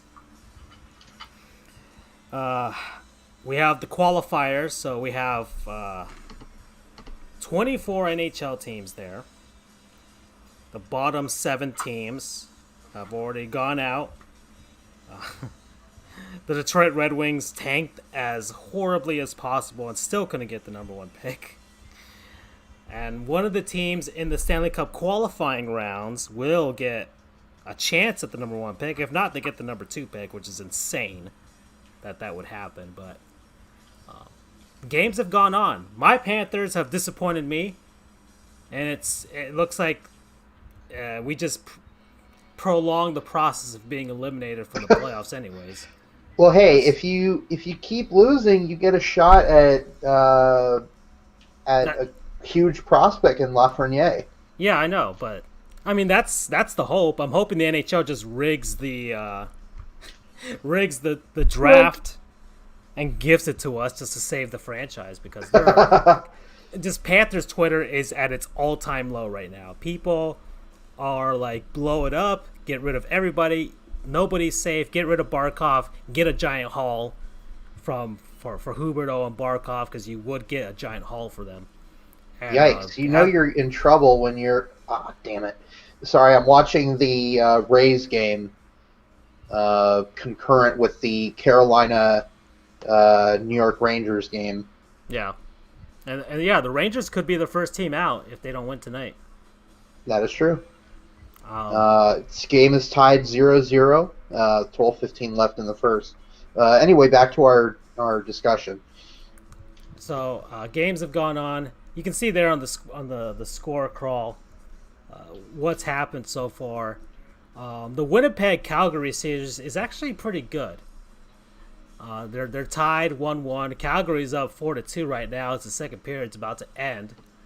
And we all wanted Calgary versus Edmonton, but this might be a nice consolation. So there was already a major injury to one of the Winnipeg players, and they blamed the Flames for it. So it's already chippy between the two. So that, Western Canadian teams, that's pretty cool to see. Nashville's tied up their series against Arizona. The Jackets and the Leafs are tied 1-1, although Toronto doesn't deserve anything good, so I hope the Leafs lose. Although one of their players, Jake Muzzin, got seriously injured tonight. Yeah. So hopefully he's okay. Yeah. And then you have so those are the Stanley Cup qualifying teams. The Chicago Blackhawks are playing the Edmonton Oilers, and man, Connor McDavid needs to get the hell out of Edmonton. Yes, he does. I am sorry. You have to change your agent, because I'm surprised he convinced you to sign an extension with the Oilers to keep you there. I mean, you imagine how much you would have gotten as a free agent? He could have. I mean, so many teams would have thrown money at him. Montreal would have thrown money at him. I think the Lightning even would have thrown money at him. Yeah, can you imagine a line with Connor McDavid? And I don't remember what their positions are exactly, so they may not be on the same line. But Steven Stamkos, Nikita Stamkos is center. Right, So. Nikita Kucherov. I think he's a right wing. Yeah. And then Connor McDavid. Can you imagine that? That would Even be if deadly. you could still move Stamkos to the second line, and it would be insane. It'd be ridiculous. We would be stacked. Although we were stacked last year, and we still couldn't win a fucking playoff game. So you have those teams out there fighting off against each other. But then you have the top four teams in each conference playing basically the two top division teams facing off against each other in round robins in the East and the West. So far, I mean, the Lightning won their first game up in a hotly contested contest against the Washington Capitals. No thanks to the refs. Good Lord. Well, you guys won it out in the shootout, so. I know we won the damn thing, and that's all that matters. But we they just screwed us on so many calls. It was ridiculous. And listen, I am not normally a guy that blames the refs for anything, but there was shit that the Caps were pulling and weren't getting calls for, and we would do the same thing, and we were getting calls for. Mm-hmm. Oh yeah, I hate when that happens. The refs haven't been particularly. I mean, the Panthers series, the first game they weren't particularly good, but today was no excuses for how awful the Panthers were after the second half of the game. But that's me going off. Sorry. But as far as the round robin, the Golden Knights beat the Stars, so that happened. The Flyers beat the Bruins, and remember, the Bruins were the number one team in the Eastern Conference when things shut down. But part of me was like, I don't think the Bruins are good, but I don't think they were as runaway good as people thought they were.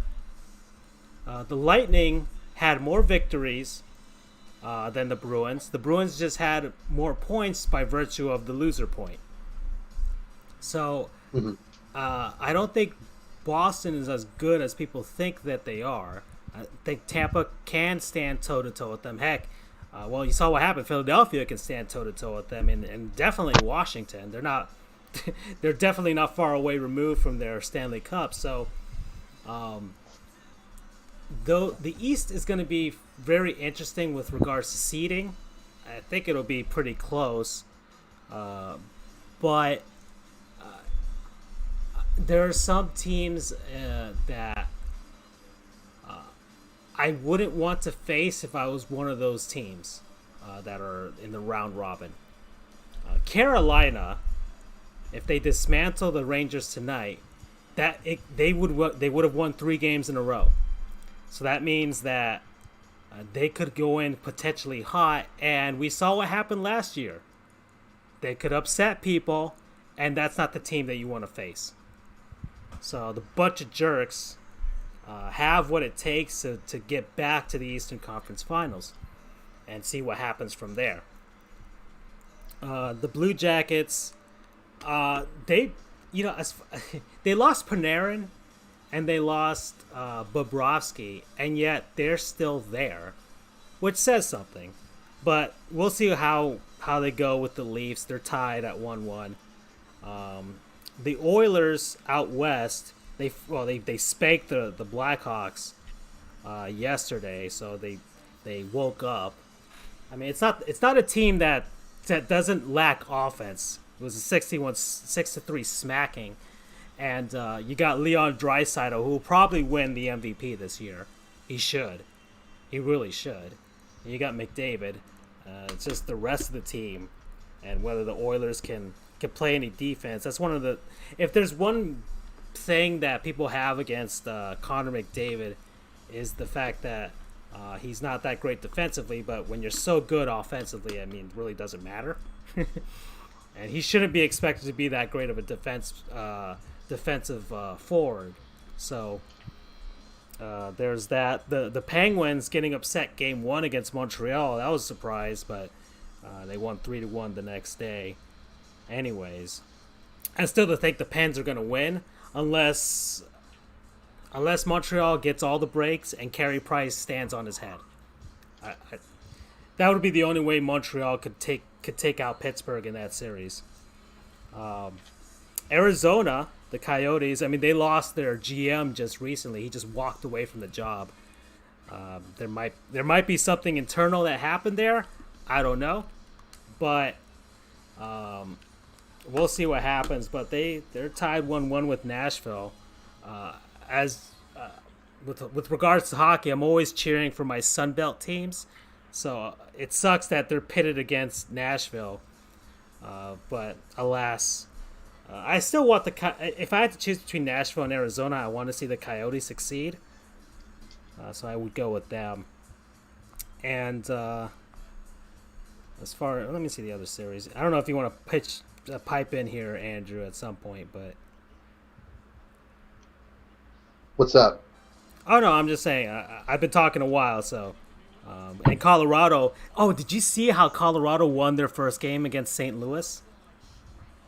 0.1, not even 0.1 seconds. Yeah, that barely. was probably 1/100th of a second away. Oh my god, that was insane.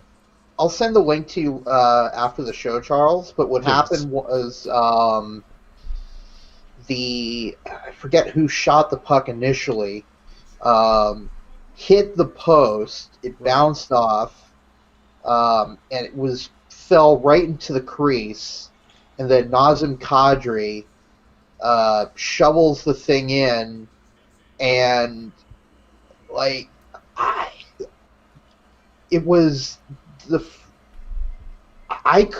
honestly could have made the call either way, because it looked like it was still on the line with 1/10 remaining. Right. And then the exact next frame, it was in the net entirely, but it was 0.0. So you have to wonder, kind of extrapolate what happened in that frame difference. And I mean, I think what worked in Colorado's favor was that it was the called goal on the ice.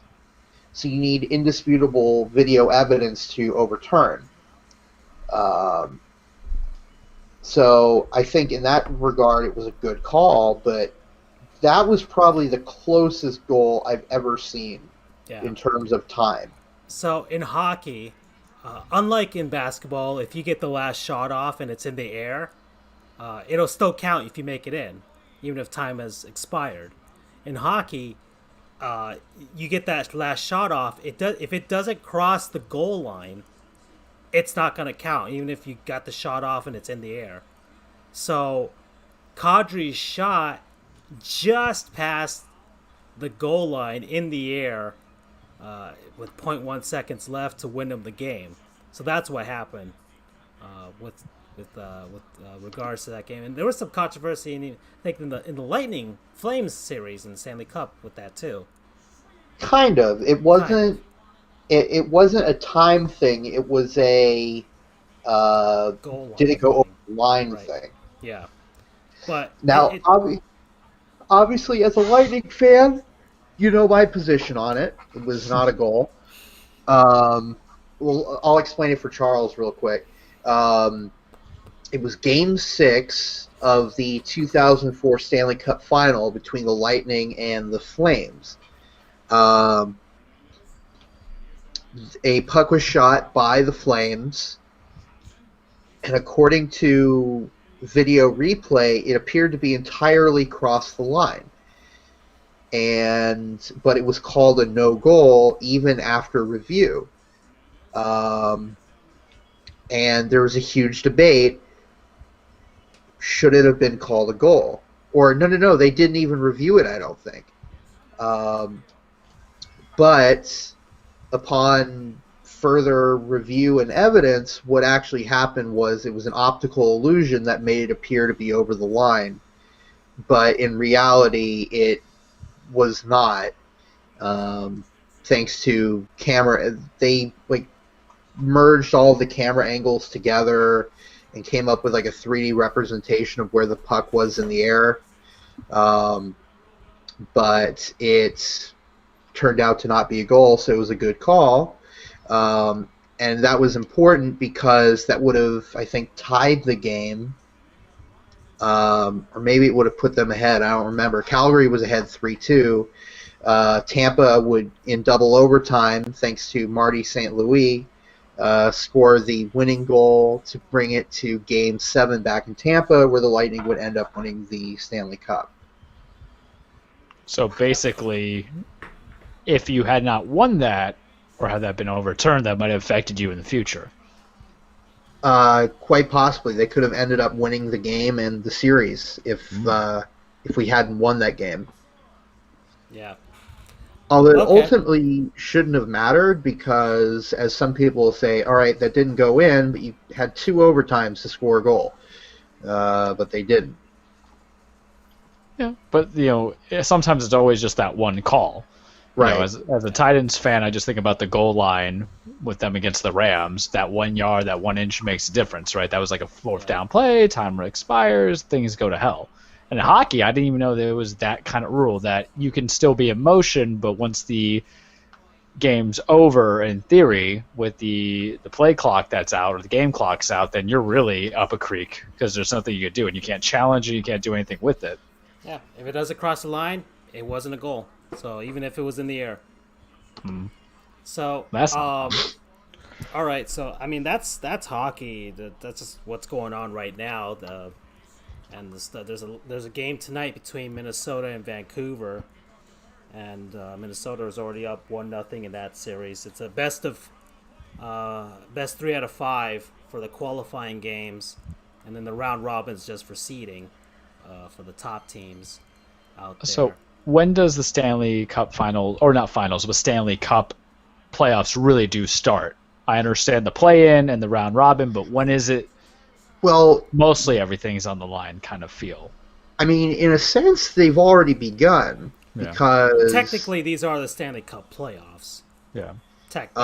Just to make people like myself, hey, the Panthers made the playoffs, feel good, even though really they don't deserve to be here. Right, and I mean, in a sense, it is the playoffs because it is a playoff. You lose your series, then you're done. Okay. But in terms of what you're saying, because I think I'm getting your point, it would be the next round. Gotcha. That's when it would go back to a semblance of a normal playoff. And what's happening is the top 4 teams in each conference, they're doing a round robin to determine seeding for the top 4 teams. Yeah, then they'll play against the other teams from there. August 9th is the last day if, let's say, all the series hypothetically went to 5 games and so forth. So there's so that's hockey. So we got then we have the NBA bubble with their I mean the NBA was practically at the end of its season anyways. So there's 8 games or so that each team is playing for seeding only, and then the NBA playoffs will resume as normal from there. Charles, I mean, any surprises from the bubble so far? I mean, it just seems like things have returned as they should be in the NBA. The Heat are playing the Celtics right now. They won their first game, and then they lost. Oh man, the way they lost the second game against Toronto. Ugh, those turnovers freaking killed me. Can't win if you don't know how to handle. Right. It's Jimmy Butler too, and I don't want to be angry at the man, but if he just held on to the ball. Well, to kind of steal it from there to answer your question, so I have tried to watch hockey. I actually do enjoy hockey, even though sometimes I'm just kind of ditz with it. But the playoffs, until they get full effect, because the NBA, as Francisco mentioned, is kind of in its own little pseudo playoff with the play-ins. Now with the East, we already know what's kind of the lineup's going to look like. It's just the West that is so contentious. Though, granted, I feel that Phoenix should not be in there, and they should not waste the time to be there. Right. But that's just me. I mean, the East is only 9 teams, so you're just praying for Washington to have a miracle. Yeah, Washington to see if they can overtake Orlando. Which for our Mr. Orlampa fan over there with Andrew, we don't want them to. Plus, Orlando there's that consistency. They were there last year. They've had their bumps and bruises, but they're making it back now. Jason Isaac tearing his ACL doesn't help. That was awful. Surprise-wise, not so much. You know what I've kind of liked? The competitiveness is there, even though there was that big delay. Like, each game feels intense. I have been watching almost start to finish. I've ignored wrestling, and that's for different reasons. But I watched the Heat games, them versus the Nuggets. I kind of like this whole all-day sports fiesta of baseball, basketball, and hockey to watch into it. Surprise-wise, it's not really there because the true surprise is always going to be that highly touted team that gets eliminated in the first round of the playoffs. What I want to know is how long can we keep healthy, because you've had 2 major injuries. Orlando lost their forward, Jason Isaacs, or is he their center? No, he's their forward. And then just now I read that Jaren Jackson, who was foundational in the youth movement that is the Grizzlies, who are basically clinging on to the eighth seed with all their dear life because San Antonio is coming. Popovich is coming with that fury of trying to make it 22 years in a row to playoffs. And then, the ESPN darlings, the Pelicans, need to be there for whatever reason because I like me some Zion, but that team's kind of trash, so I don't know why you want to watch it. That's the only reason that they put Phoenix in. They put Phoenix in just to make it seem like, well, we're not doing this just for the Pelicans. Yeah, it's completely for the Pelicans, though, because we want – and look, Zion's going to be great one day, but I watched all day yesterday that game. He's kind of slow coming back on defense. He can be a transcendent player. He just got to get his NBA condition down. Ja Morant, to me, though, is the guy. You got to think for a whole season he has led a team that everybody thought was dead in the water. It would be a disservice if he doesn't win the Rookie of the Year. Well, there's nobody else. This is not even the year where like Malcolm Brogdon won it because there was nobody else to take from. Mm-hmm. It's going to Ja because Zion came in late. But listening to Doris Burke and the other guy that was broadcasting make excuses for the Pelicans and why they're in this struggle now on the idea of if they had Zion, they would have been higher. I'm going to tell you right now, you could have had Zion the whole season, and you probably would have been the same seeding at the 9th seed that which you already have, or the 10th. And it's a known fact because having Zion doesn't improve Lonzo Ball as a shooter. Having Zion doesn't... You have to remember, we all have to remember, that is the Lakers team from last season. And if LeBron couldn't get them over the hump, how's Zion going to do that? And also because Alvin Gentry just isn't the coach. And I'm not this guy who propels men to lose their jobs, but he had a long period. And you've called for Alvin Gentry's head for quite a while now. Yeah, well, it's just logically speaking, because look at what Frank Vogel, Mr. Bland Offense, has been able to do just with LeBron, who's taking a state. LeBron is playing the Dwayne Wade role when LeBron came to the Heat. Think on that. And the talent that is Anthony Davis, because there's really no one else that's great on that Laker team. Let's think about it. Currently, at this moment, of guys who haven't opted out, it's J.R. Smith, Philly cheesesteak Deion Waiters, as the guys over at 790 The Ticket would say, or what they called him. You have Kyle Kuzma, who's inconsistent. Who else is on there that I can think of that just doesn't do anything? Alex Caruso, right? Yeah. Like, think on that. So Rajon's Glenn, on that team. Rajon, They got JR. And Contavious Caldwell-Pope, who is just now one-dimensional. All his potential was in Detroit. So you have, legitimately speaking, a squad that is just not as good with a very bland coach offensively. Great defensive guy. He's one of those rare coaches that knows how to tell you to, manage your minutes and your positions and everything defensively. But it's really just two big studs.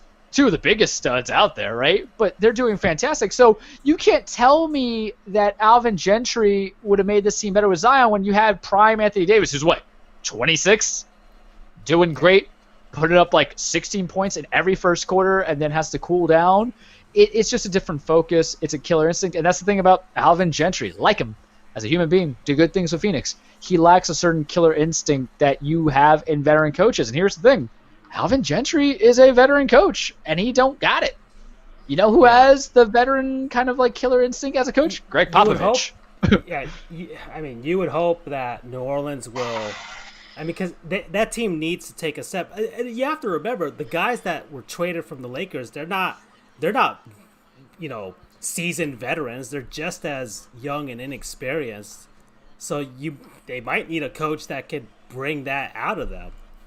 The only other thing is you have Brandon Ingram on the Pelicans, who is going to be your most improved player, but organization-wise going forward, and this is what I always kind of say about basketball players, because you can't gauge this with hockey, and you definitely can't gauge it with football, which is completely a team sport, nor baseball. Is that player's number so ridiculously good because he's improved, or is that player's number so good because he's the only option you have? That's true. That's true. And yeah. I feel it is with Ingram because it's the same Brandon Ingram who was with that Laker team the last couple of years and couldn't hang with D'Angelo Russell, couldn't hang with Lonzo as being that guy, couldn't hang with LeBron, and then he had the aortic issue, or was blood clots. It put him out for a while. So I'm glad that he's healthy. He looks like he's a leader. I think Alvin Gentry knows how to use a singular piece to his benefit, which is what he's doing here. But I think it's just ridiculous because what happens is, and let's be fair here, the NBA should not even had a play-in. They should have said, hey, these are the 1 through 8s. Let's just go. And it would have made life a little bit easier because now you're extending the season, you're prolonging injury, you're delaying free agency for the following year. I've had gripes about it for the months, but it has been interesting. On the Heat side of things, to which the parafamiliars that Francisco and I share, I know we're probably going to get bounced in that first round or second round. The way that seeding comes in, we're probably going to get Philly. I will die about it because I've been crapping on Philly for 2 years now since we've been doing this show. Right now. No, we have Indiana. They're at the 4 seed. They're currently beating Boston by 7 right now. Got 6:40 left. So, never mind. By 5 now. So, if they can hang on, they'll pull a little closer to that 3 seed against Boston. They're not gonna reach the Raptors. They already lost to the Raptors. They're just not gonna reach number 2. If they get 3, then yeah, they'll face Philly. If they stay at 4, or if they drop to 5, or even they would face Indiana. I would take Indiana without a doubt. Given their injuries, it's a good team. It's a well-coached team, but it's just not. It would at least ensure that the Heat could at least make it to the next round. Make it a 5, even 6-game series if Indiana really plays hard, and make it there. Because after that, Brooklyn, Orlando, and Washington. God damn, why is Washington here? Just to justify it. Why are they there? It's a lot of trash, man. Oh my God! So yeah, why is Washington there? Okay, the West. Okay, so Sacramento is 4 games back. That could conceivably happen, but dear Lord, Washington. They are 7.5 games back of Orlando. Yeah, they should have just left the East as it was. The West I can get, even with the whole Zion thing, but dear Lord. Okay. And yeah, I do kind of I get your because the NBA wasn't ready. They were all in on Zion Williamson this year with the marketing and all that stuff. They were all in on him, and he gets injured, virus happens, and Ja Morant is the one to steal the show, and they weren't ready to promote him at all. Where does Zion come from? Duke. The school, right? The Seminole school, and then where does Ja Morant go to for college? He went to Murray State. Yeah. What is the marketability? Because what happens is it's one of those few sports, just like college football. There's a lot of college football fans who don't like the pros. And guess what? There's a lot of college basketball fans who don't like the pros. So if you want to cross them over, it's bringing your favorite guys. And if you have that big Blue Devils, baby, who, because they think they're a factory that turns out a lot of great people. Well, you're right, but lately they haven't, unless you're counting Grayson Allen on the Pelicans. Ironic, right? Or is he on the Pelicans now? No, he's on the Grizzlies. He got drafted by Utah, and then they traded him when they got Mike Conley. But so it was easy to market Zion. Why? Because we also said LeBron.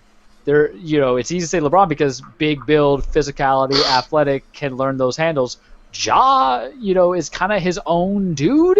Yeah. And I don't necessarily have a guy to address him to because watching him play, and that's kind of what I've liked about this restart is I get to see the Western teams play. That's not true as well. Not at 11 o'clock at night or 10 o'clock at night because your boy is tired. I'm watching them around 8 p.m. or 7 p.m. And he takes some shots he doesn't need, but he doesn't really have a bad direction of the ball. He is very team-friendly approach, and if he's got to score, he's got to score. I mean, this could be your guy where a more athletic Tony Parker, maybe, or if he ends up in a couple of years get that seasoning, just like my cooking, he might become Mike Conley himself. There's some things I can think of. But if you go for Zion, I don't really think there's a doubt towards it, but if you really go for Zion, then just like everything else I say about the NBA, it's just a joke, so let's just laugh, right? But the NBA will be interesting. I think all the sports are really going to be interesting this year because I at least will say that the NBA will have a playoffs. Hockey will have a playoffs. I can't guarantee it to baseball, but hey, if the Yanks are going to finish being kings of nothing, I'll take it too. What are we doing about football? Because I know there's a small segment I want to touch upon it because there's things to build on, but I got a big old question on that. All right. Well, I don't know how long you guys want to go. We're at 1 hour and 57 minutes.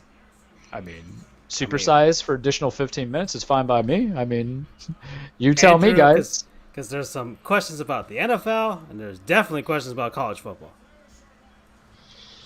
I'm good with whatever, guys. All right. Let's go to college then. All right.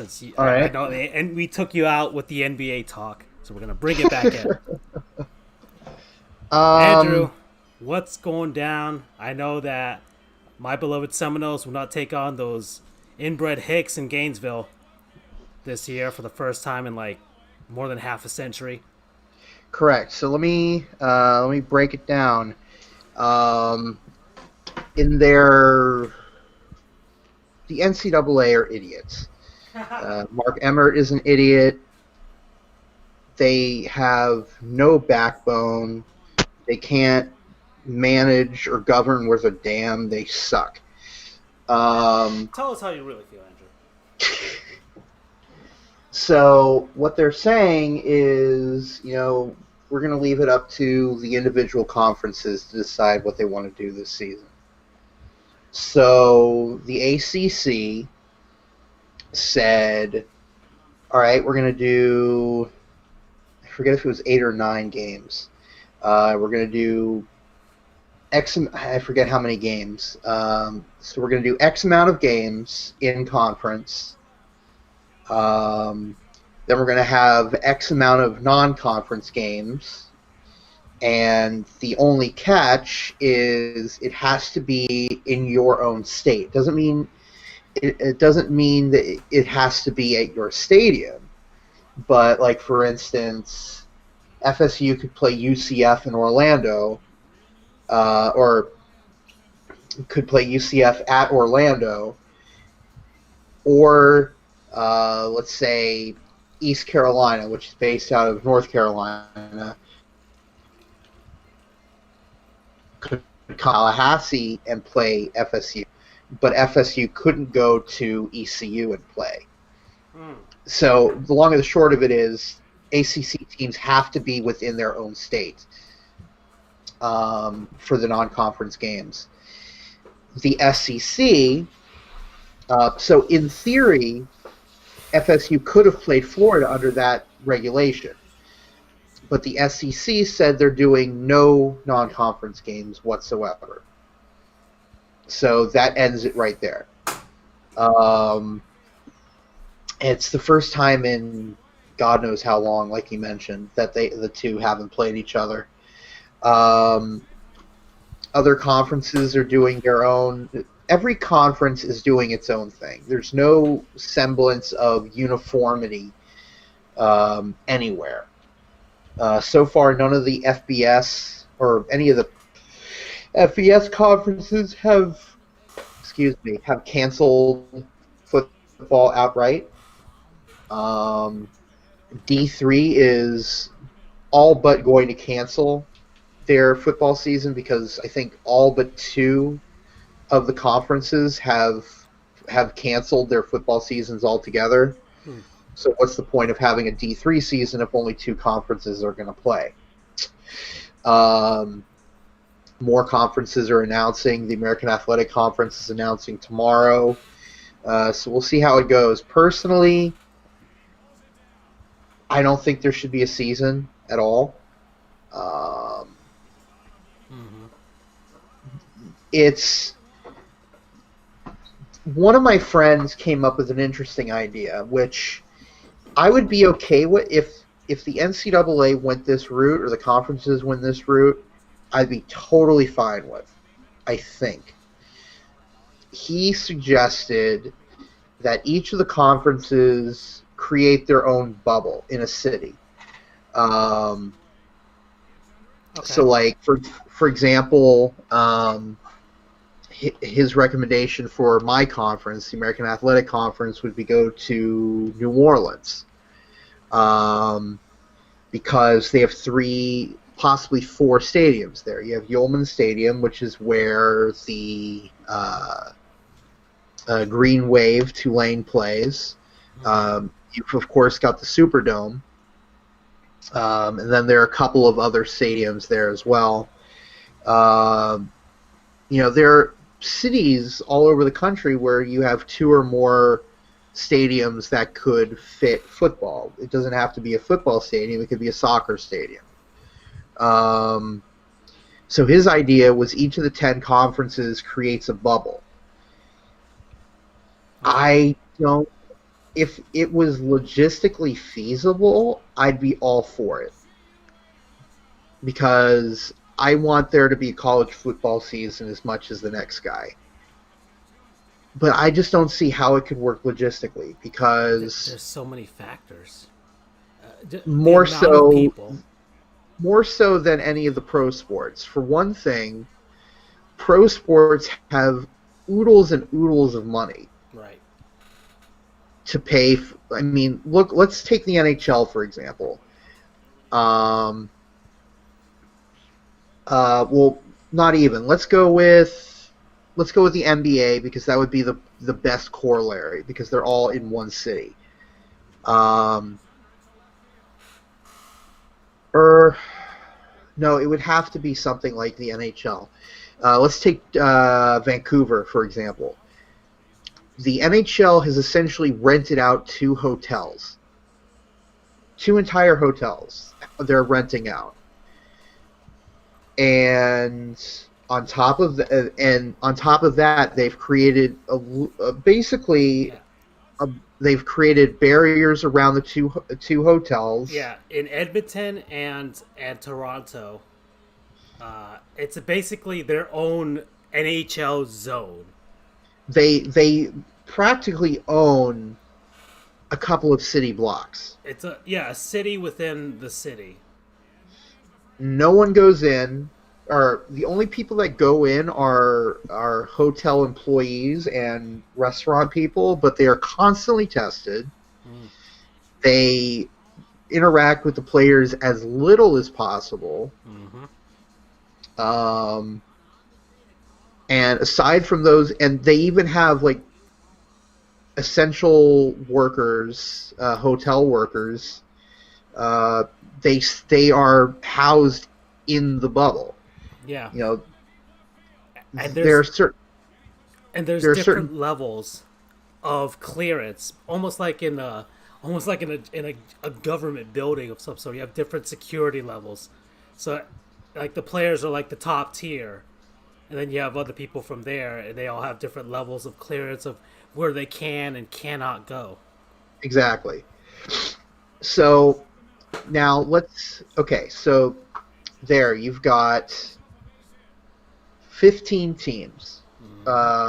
Vancouver, because I read an article, so I know a bit more about it. So that is 16 teams there.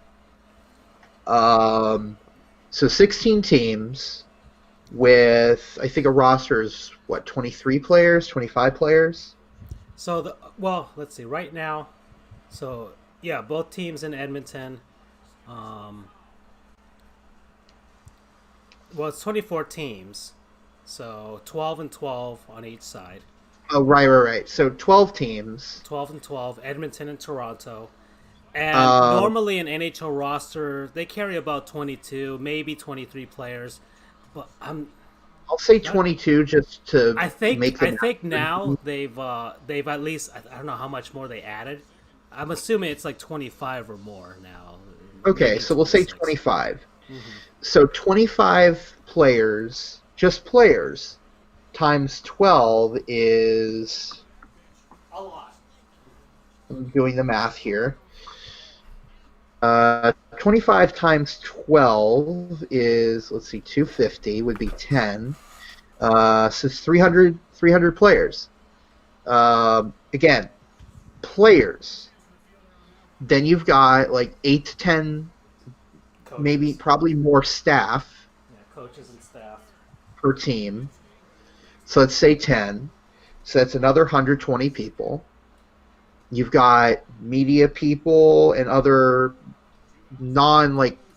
directly associated with coaching and whatever. Yeah, maybe even just NHL officials from the league. Right. You've got probably 12 officials. Yeah. 12 officials per bubble. So, I won't belabor the point and continue doing math, but you're probably looking at close to 500 people in each bubble. So, that's for 12 teams. College football has 100 players per team. And let's say they reduce it down to 50, which is the travel roster size. 50 players times the smallest conference is 10 teams. So that's 500 players. Add in probably about 10 coaches, probably more like 15 coaches per team. So that's another 150. So you're probably looking at 800 people per bubble. Oh, dear Lord. Yeah. And I'll come back next week and do more math. That's 800 people. So between two hotels is 500 people in the NHL. So that's 250 per hotel. You're looking at 4, maybe 5 hotels for a conference. And the NHL is a $1 billion league. They can afford to do that shit. It may hurt the pocketbook, but they can afford it. Conferences are lucky to have $1 billion. And the schools definitely don't have anywhere close to enough money to do that. Logistically, it doesn't make any sense to have a bubble, unfortunately. Yeah, that, plus the other factors players aren't getting paid, and right, and school. Sheesh. And right, and then look, what was the name of that idiot for the Sacramento Kings? Richaun Holmes. Thank you. How old is he? Probably 23, 24. Okay. So he's a little bit older than college age, and he's getting paid millions of dollars to play. He is an idiot for 26. leaving the bubble, and he should know better. I mean, you gotta get your Wendy's, dude. Baconator, It was man. drilled into his head, don't leave the goddamn bubble. But Dave And now Thomas he's calls you. quarantined. He's been reprimanded. He knows better. And he's roughly college age. Can you imagine having to corral 500 college age kids? And then forcing them to wear masks and all that other stuff. Ugh, it's gonna be a mess. It's a mess. And then you have to have 10 of those. Admittedly, they're all self-contained. You know, the AAC wouldn't have to regulate the Big 12s. But logistically, and that is the safest way to do it. Look at what's happening in Major League Baseball. And again, these are big boys. The youngest people are college age, but you have a bunch of late 20s, early mid-30s people, and they can't get their shit together. And there's no bubble whatsoever. They can go home, see their family, whatever. They can Get some chicken wings. They could get some chicken wings if they wanted to. They could go to a casino if they wanted to, and there's no repercussions in terms of a fine or whatever. There's no bubble, and of course they're the league that is getting all of these infections or all of this COVID-19 because there's no regulation. So I can't see how. And then look at college football. Let's take the AAC for example. You have to stay in your state for non-conference games. Fine. That idea. Hold on. There's another logistical part of this. Some cities don't even have the capacity to hold that many people. Correct. Like New Orleans could, because it's a big party city. You know, you've got Mardi Gras. They can manage the Super Bowl. They can manage 10 college teams. I get that. But, okay, let's take the AAC, for example. Let's take Florida State, for example. It's just a bit hurt there. Let's take Florida State, for example, your beloved Seminoles. They're going to be playing, and I have to double-check the schedule, they're going to be playing Notre Dame this season. Boo. Notre Dame is in Indiana. Yep. But because they're in the same conference, they're allowed to play each other. Yeah. You're going to have to either send those guys on a commercial flight, which God knows what is going to happen there. Who knows what sort of infections or what diseases in there. And let's say you have to rent 2, probably 3 private planes if you want to go that route.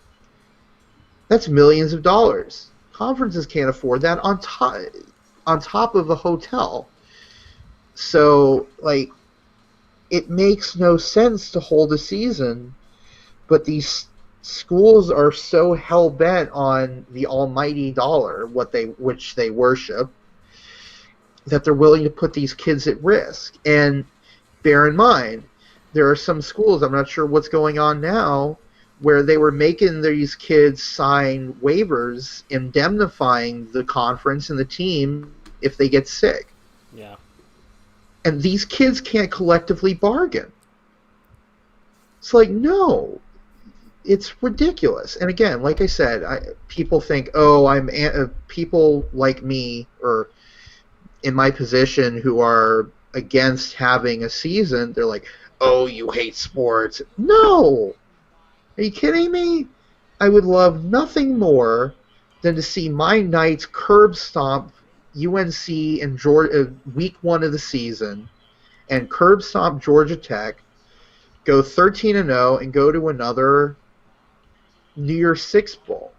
I would love nothing more than that. Not to mention, I could feasibly, in a normal year, I could feasibly have covered like 12, possibly 13 college football games.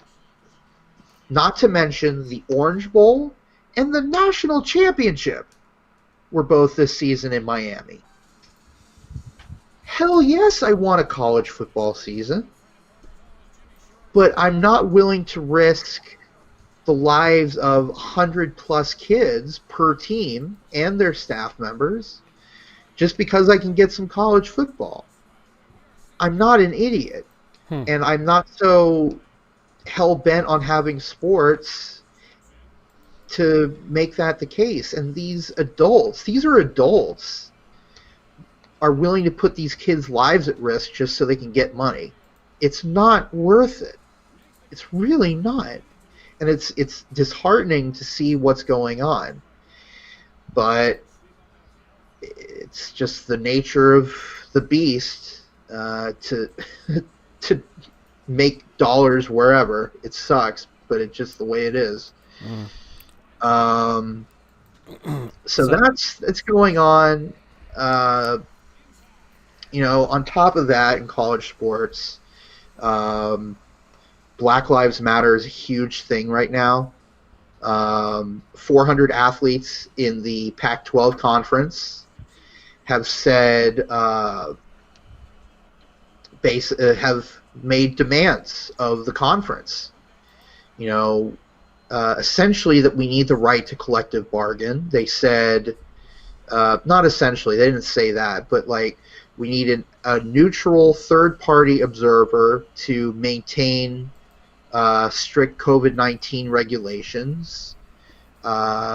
We need more representation in Black Lives Matter and other racial diversity initiatives. And they said, if you don't give us these, we're going to boycott. And, good on these kids. It's about damn time. I don't want to say it's about damn time that they stood up for themselves because, when I was 22, I'd be scared shitless I was scared shitless to I don't know, challenge any sort of authority when I was 22. These kids are 18 to 22 dealing with $1 million schools, multi-million dollar conferences.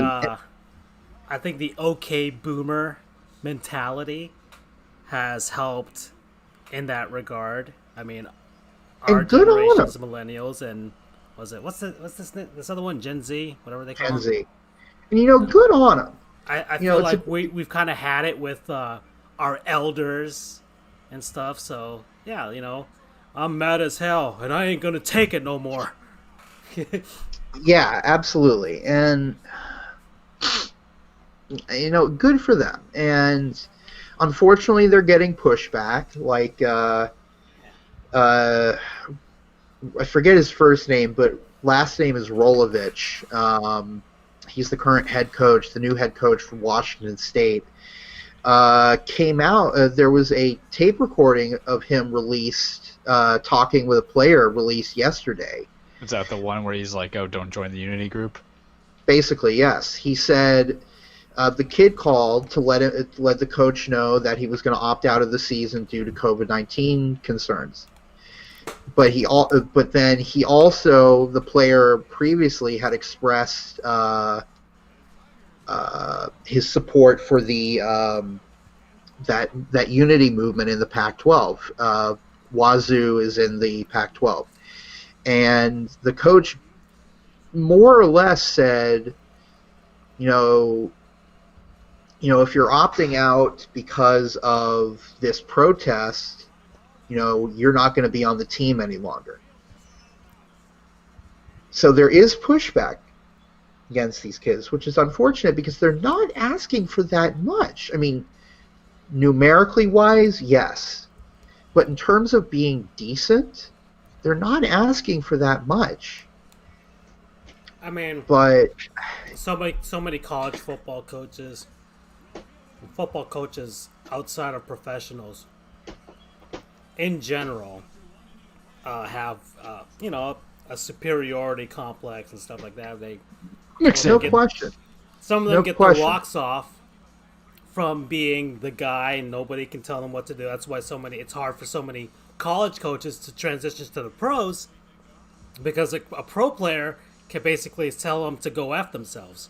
So right. So I don't think we have enough time for this, man. There's so much. It's a sneak preview for next week. Oh no, yeah, we can talk about football sorry next week because we haven't even got to the NFL. Yeah, sorry it took so long on that. It's just a lot happened. You are mad as hell, and you cannot. Yeah, I can hear your anger, and how some things are transpiring here. Yeah, and let's be honest. A lot has happened in the past month in all sports, but especially college football, because it's a whole paradigm shift of how these players want to be represented and respected. So in some ways, I'd say more has gone on in college football, college sports, than any of the other pro leagues. All right. Okay. So Charles, I mean, this is our big episode 69 here. Oh, before we do that, before I just want to get some 69 related facts out of the way. Go for it. All right, so I've come up with a list of I can't do the NFL. There's so many number 69s in the history of the NFL, but I guess the most prominent one of all time is Jared Allen. Yeah, Cowboy. Yeah, so he's probably the greatest 69 in NFL history. And his personality definitely was with the definition of 69, especially with that facial hair. Oh yeah. So yeah, he's the greatest 69 ever. He played for 4 teams across his career, and he wore number 69 for all of them. So we commend you, good sir. The NBA has been too afraid to issue the number 69. Cowards. So no NBA player in history has worn the nicest number of all time. And I don't have an NHL 69. I don't think they have either. I don't even know if it's in circulation in the NHL. And finally, Major League Baseball has had, 1, 2, 3, 4, 5, 6, 7, 8, 9, 10, 11 69s in baseball history. And really, the only person of note that I see on this list is Bronson Arroyo. Mr. White guy with the dreads, man, right? Yeah. Oh, perfect with the personality. So, yeah, Bronson Arroyo, he wore number 69 when he was with the Pirates from 2000 to 2002. So, there you go. Those are our number 69s across sports history that I could come up with. And so that's all I have on 69 related stuff. I needed to get that out of the way. And, well, we come to the cage, Charles. Welcome back. It's been a while. It has been a while. So, like all things, as the sun rises to the east and sets in the west, and the soul of Vince McMahon is eternal, as is the cage with Charles. Time to put the disclaimer out, even though we took a month off. Welcome, everybody, to your weekly Truplex of Cage with Charles. As we know, wrestling is not fake. It is scripted. It is a dance. It is a ballet, contrary to Billy Graham and what he says about that. It is basically the story about men or women chasing championships, blood feuds, romance, reunions, friendships, what have you. And boy, let me tell you, there's a lot popping in the wrestling world, gentlemen. And when you say Charles, what do you mean by popping? I'm talking about, like, it ain't just a WWE, AEW world anymore. That monopoly that they had during the COVID stuff. COVID's still around, but during the COVID stuff, it's kind of lessened a little bit because New Japan's back. I got some gripes there. Impact Wrestling is seeing some success, but there's still some gripes where But you're saying, Charles, you took a month off. You went to go write the holy scripture of wrestling. Your determination, the biggest review. Your Cisco and Ebert with your thumbs up, thumbs down kind of thing. And to put my best Bill Burr impression, it's really bad, guys. It's really bad right now. It's so terrible. Oh, God. It's so terrible. Like, I don't know if you guys seen Rick and Morty, but you know the episode where they go on like this whole 6-day charade of saving this world, and they all get medals and they're happy, and then they get into the spaceship and it's just Rick and Morty. They just start busting out crying. Yeah, I was like, oh God. That is legitimately how I feel, because creativity has been so stunted across all the boards, and some people applaud these changes, and I'm not. And don't worry, we're going to save the bad stuff for last, so Vince McMahon's going to get it. Let's talk about New Japan Pro Wrestling. You guys know that's a little bit of the darling. I say if you want great professional wrestling, matches-wise, watch a little bit of that. I've sent you guys some clips. You get a mixture of the Japanese-bred trained guys there. You get the international flavor from the American wrestlers. Moxley's a U.S. champion there. Juice Robinson's heading up some stuff there. Jericho pops in every now and then. It was good stuff, right? They've been making some bad choices during their return. As you know, my boy, Tetsuya Naito, head of Los Ingobernables de Japón, there I said it, without finally getting my tongue twisted. He was double champion. The New Japan... I don't know if you can see this tweet on the screen, Charles. Oh my God, it's perfect. Yes. Love how New Japan a month ago was like, hey everyone, we're coming back to bring you joy with New Japan Pro Wrestling, and now we're left like this. That is literally how I feel. So let's talk about this. So we had mentioned it last time. Naito, double champion, wins at Wrestle Kingdom, beats Kodo night 1, beats Okada night 2. You're like, oh great, this is great. He's getting his legitimate push. This is fantastic, because Gato's usually a bad booker, because all he loves is everything Bullet Club. Remember, Bullet Club is the NWO knockoff. It was originally this Gaijin unit, Gaijin being outside forces of international guys.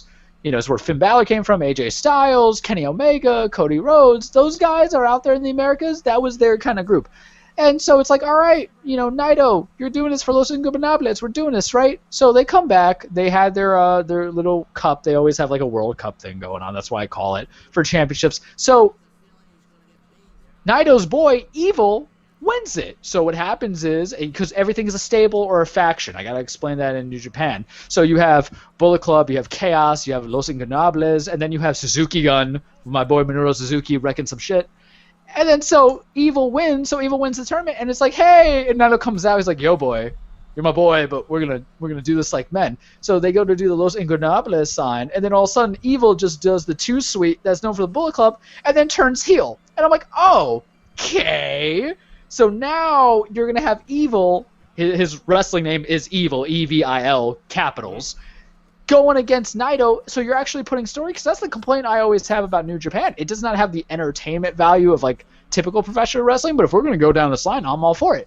Because I remember talking to my buddy, I'm like, there's no way Evil's going to win. There's no way. That's not happening. But what happened at Dominion? God on my soul? Out of nowhere. He wins. There's interference. Then Dick Togo, a former WCW wrestler, but also a Japanese legend, I don't know enough about him, helps Evil interfere. So you have a guy who at best might be at Intercontinental thing at level for mid-card for the Intercontinental Championship, is now your double champion. And poor Naito pissed away. And why? Because Evil is now the leader of the Bullet Club, and now he's double champion, because we all have to make the Bullet Club cool. And I get the logic of like, okay, we don't have the international wrestlers because Jay White, who is leader of the Bullet Club, he's in Australia, I think he's Australia, New Zealand, so he can't come over because of travel restrictions, all this stuff. So you have to go make new stars. I get it, but man, it wasn't good. It doesn't go there, because one, you're pissing on Naito, who was the one who created this inception of double champions, and they don't do that often in New Japan unless you're a tag champ, in addition with a singles champion. And Evil's still kind of not great in the ring to lead the brand, so you got to make new stars. But bruh, what you doing? Because now they're going to have at Summer Struggle the rematch, but I don't think you're going to drop Evil from the title so quickly, so now Naito just gets pissed away. So why is it that you're always inconsistent? The guy is gold. New Japan. Awful. Over at Impact, they had Slammiversary. Fatal 5-Way, declared vacant champion because they fired Tessa Blanchard, who didn't want to come over and continue. So, her whole story was she was the first female champion to cross over into the male championship and win that stuff. And Eddie Edwards wins, and on that night, like all of the releases from WWE in the Black April or Black Monday, whatever you want to call it, of firings happened. They came over. You had Brian Myers, who was Kurt Hawkins, coming over. Eric Young came back. EC3 came back. All these guys came back. Good for them. Let them try. They're trying, and you need diversity. You want to see good wrestling, and sometimes even if it's a weaker promotion, you might get some good wrestling in there. AEW, ooh, man, I'm not feeling it. I'm not, like, part of me feels it, and part of me doesn't feel it. And Cody, if you're hearing me out, I still watch your show. NXT still gets a little bit of my love. I still do your YouTube stuff. But, I need more consistency in your main event. I need you to establish some main event pushers. Because first things you do is, unfortunately, John Moxley's wife, Renee Young, she got COVID. John quarantined. He couldn't be there, so you didn't have anybody kind of push that main event scene. You gave Ryan Cage, who basically looks like, Wolverine on steroids with an additional 10 feet on him, be the contender, and he was like now the FTW champion, which is Taz. So Taz is a good mouthpiece, but then they had a match, and then they broke the match, or they had Taz throw in the towel, so they might rematch it, and I'm just not feeling it because I think Cage got the push too much. The tag titles are still interesting. Kenny Omega and Adam Page are going to be very interesting to me until they lose those belts because one of them's turning heel and for it. But now, like, what are you doing? Are you trying to catch grab? Are you stalling? What are you doing with Jericho? Right now you have him feuding with Orange Cassidy, and I love me some Orange Cassidy. The guy is basically like sloth-style wrestling where he's lazy. But, we need engagement because Jericho's still kind of like that main event scene because really I only got like 2 or 3 names I can think of. And you're not helping me be invested into your complete 2 hours. Instead, what's happening, the product that's available, it's not stale, it's limited. Very different quality. There's a certain brand that's being stale right now. We'll talk about that when it comes, because it's coming. But I feel that, you got to find a way to get the wake-up call. And part of it might be a limitation of the roster that's in use. However, they're doing a women's tag tournament, the Deadly Draw, as they call it. It'll be interesting. Single eliminations coming into it. Maybe that might be what they need. Moxley, I'm kind of done with you, bro. I was hoping you come in, but I'm not ready for you as AEW champion. I think your run has been hurt severely. I'm all about Maxwell Jacob Friedman, a.k.a. MJF. I sent you guys that fire promo. It was delicious about how he's giving the State of Union Wrestling, where he's incidentally calling out Moxley, saying that wrestling can't, or this brand at AEW can't get bigger because you have the old guard from a different place run around like babies complaining, but this is the problem. You can't necessarily cross-feud, in my opinion, because Brian Cage is still beefing with John Moxley for the title, and now somebody else is asking for Moxley for the title at a pay-per-view that's happening in September. You got to get some linear stories unless we're going to do a triple threat, and I don't think they're going to do any triple threats yet. Also, there was a very worthy spot between Darby Allin and Ricky Starks where Darby had thumbtacks attached to a skateboard and he did the coffin drop onto Ricky Starks' back. Here's the thing. When I was a youngin', I loved me some blood and guts and all that stuff. Now, as an adult, I barely like a hangnail. Ricky Starks, you the real MVP for taking that. AEW, I don't think I needed that. I don't know, but I'm hoping that we get through this mud together. I always like alternatives because it's going to push Vince to panic. And when Vince panics, he either fails or he might make a good product. It's basically me having to Christmas shop or birthday shop at the 11th minute or the 11th hour, and somehow I make a miracle happen. So AEW, there's some potential. Now it's time for the King Petty to come out here. Vincent Kennedy McMahon, what the hell are you doing? Because I was like, all right, we're going to be good. And then last night at Raw, Shane McMahon's on my screen. We don't want Shane McMahon on my screen. And for the entire 3 hours, and mind you, I was only flipping and watching bits of it because I was ironing my dress shirts, and then also there was a commercial in the 8th, and they're like, oh, Shane McMahon has an announcement. I'm like, a new stable? You guys don't do stables that well. You're inconsistent with the booking. So, gentlemen, allow me to introduce to you a concept that cannot get more, like, vomity in my mouth for the sake of professional wrestling. Raw Underground? I believe that's what we're calling it, or anything. It's kind of like a Fight Club-esque, very like wannabe Dave Fincher. If David Fincher, the director of Fight Club, went to go do porn, where the thing is where there's not going to be a lot of rules there, and they try to make it seem like it, and I hope you can bring up from the Twitter about what they have going on there, where they're in like this. Here. I'm like, this very grimy kind of setting where the guys are going to beat the hell out of each other. It's like a shoot style kind of wrestling, MMA kind of feel to it. And it's Vince's flavor of the week because ratings are down. Vince, you got to understand, buddy. Understand this. Ratings aren't just down for you. Ratings are down for everybody. So, I mean, you're not the only one here from the replies here on Twitter. WWE fans, we want something new. WWE, Raw Underground. WWE fans, shit and boring idea. Well, yeah, but here's the thing about WWE fans. We're fickle until it works. Because the thing is, I said the same thing about the 24/7 title, and there was a part of it where I found it was entertaining. Why? Because the wrestlers make it funny. The wrestlers make it compelling. The wrestlers make it interesting. Your idea of having an underground match would have been so much better if you implemented it into a feud, a blood feud, where two guys or two gals want to beat the holy crap out of each other, and then you say, we're doing this. You want to know how I know that works? Because there's a Lion's Den match with Ken Shamrock and Owen Hart circa 1997 or 1998. I believe it was 1997.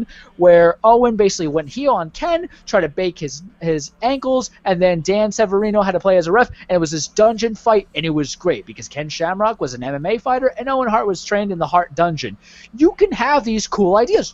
You recently had one with Timothy Thatcher and Matt Riddle with your Fight Pit on NXT. Here it says nearly 100,000 viewership rose just because people were like, what the hell is wrong? And that's the thing, because we'll still watch it because fans are fickle. Because like I said, what if they strike gold? What if it's Rey Mysterio and Seth Rollins and they had an eye for an eye match? A lot has happened, gentlemen, that I cannot explain just in this setting alone because I have to be pragmatic. But if you have a blood feud, because Rey and Seth have been feuding, Kevin Owens and Seth Rollins are still pseudo-feuding. If you did the underground and two guys are trying to beat the holy crap out of each other and saying, hey, no rules, no that, no holds barred, and we're going to make it like bare knuckle, and then I'm also going to powerbomb you, that's great. Because let me tell you something, guys. If I'm in a real fight, I don't know if I can kind of jab and move like, Mike Tyson in that sense and knock you the hell out. But the one thing I'm going to try to do, if I can get behind you, is German suplex you. That's where it kind of makes sense in a pit or in a fight or anything on the ground. And then they're doing this, and I just hate Vince because I can't have nice things. Because on the negative side, it's not even just that. Bayley and Sasha have all the gold. My girl Asuka just can't have credibility as a champion anymore. So it gets personal because fickle, as you know, that when wrestlers I like get crapped on because for Vince's logic, which cannot be explained, it's just like the mysteries of the world. How were we made? Was it really Big Bang Theory? It comes down to Vince McMahon, what do you like? What do you do? Because now you have two women holding all the gold, a lack of compelling story, you're not propelling people, But then there's like some good stuff. And let's talk about the good stuff, because that's the problem with wrestling. It's an abusive relationship that I have with it. I left for several years, but I was like, damn it, do you remember when like not Hulk Hogan, but when Steve Austin came down with the beer truck and sprayed Vince, I'm getting sentimental. Let's get back into wrestling. So there's always something that draws you back in. When you have a kid, you don't just have a kid with somebody for 18 years. You have that for that child until the end of your life, their life, or your spouse's life, or ex-spouse's life, baby daddy's life, whatever. That's how it feels about being with Vince McMahon. So there's some good stuff going on. Like, one, I think Randy Orton's going to finally win the WWE Championship off of Drew McIntyre.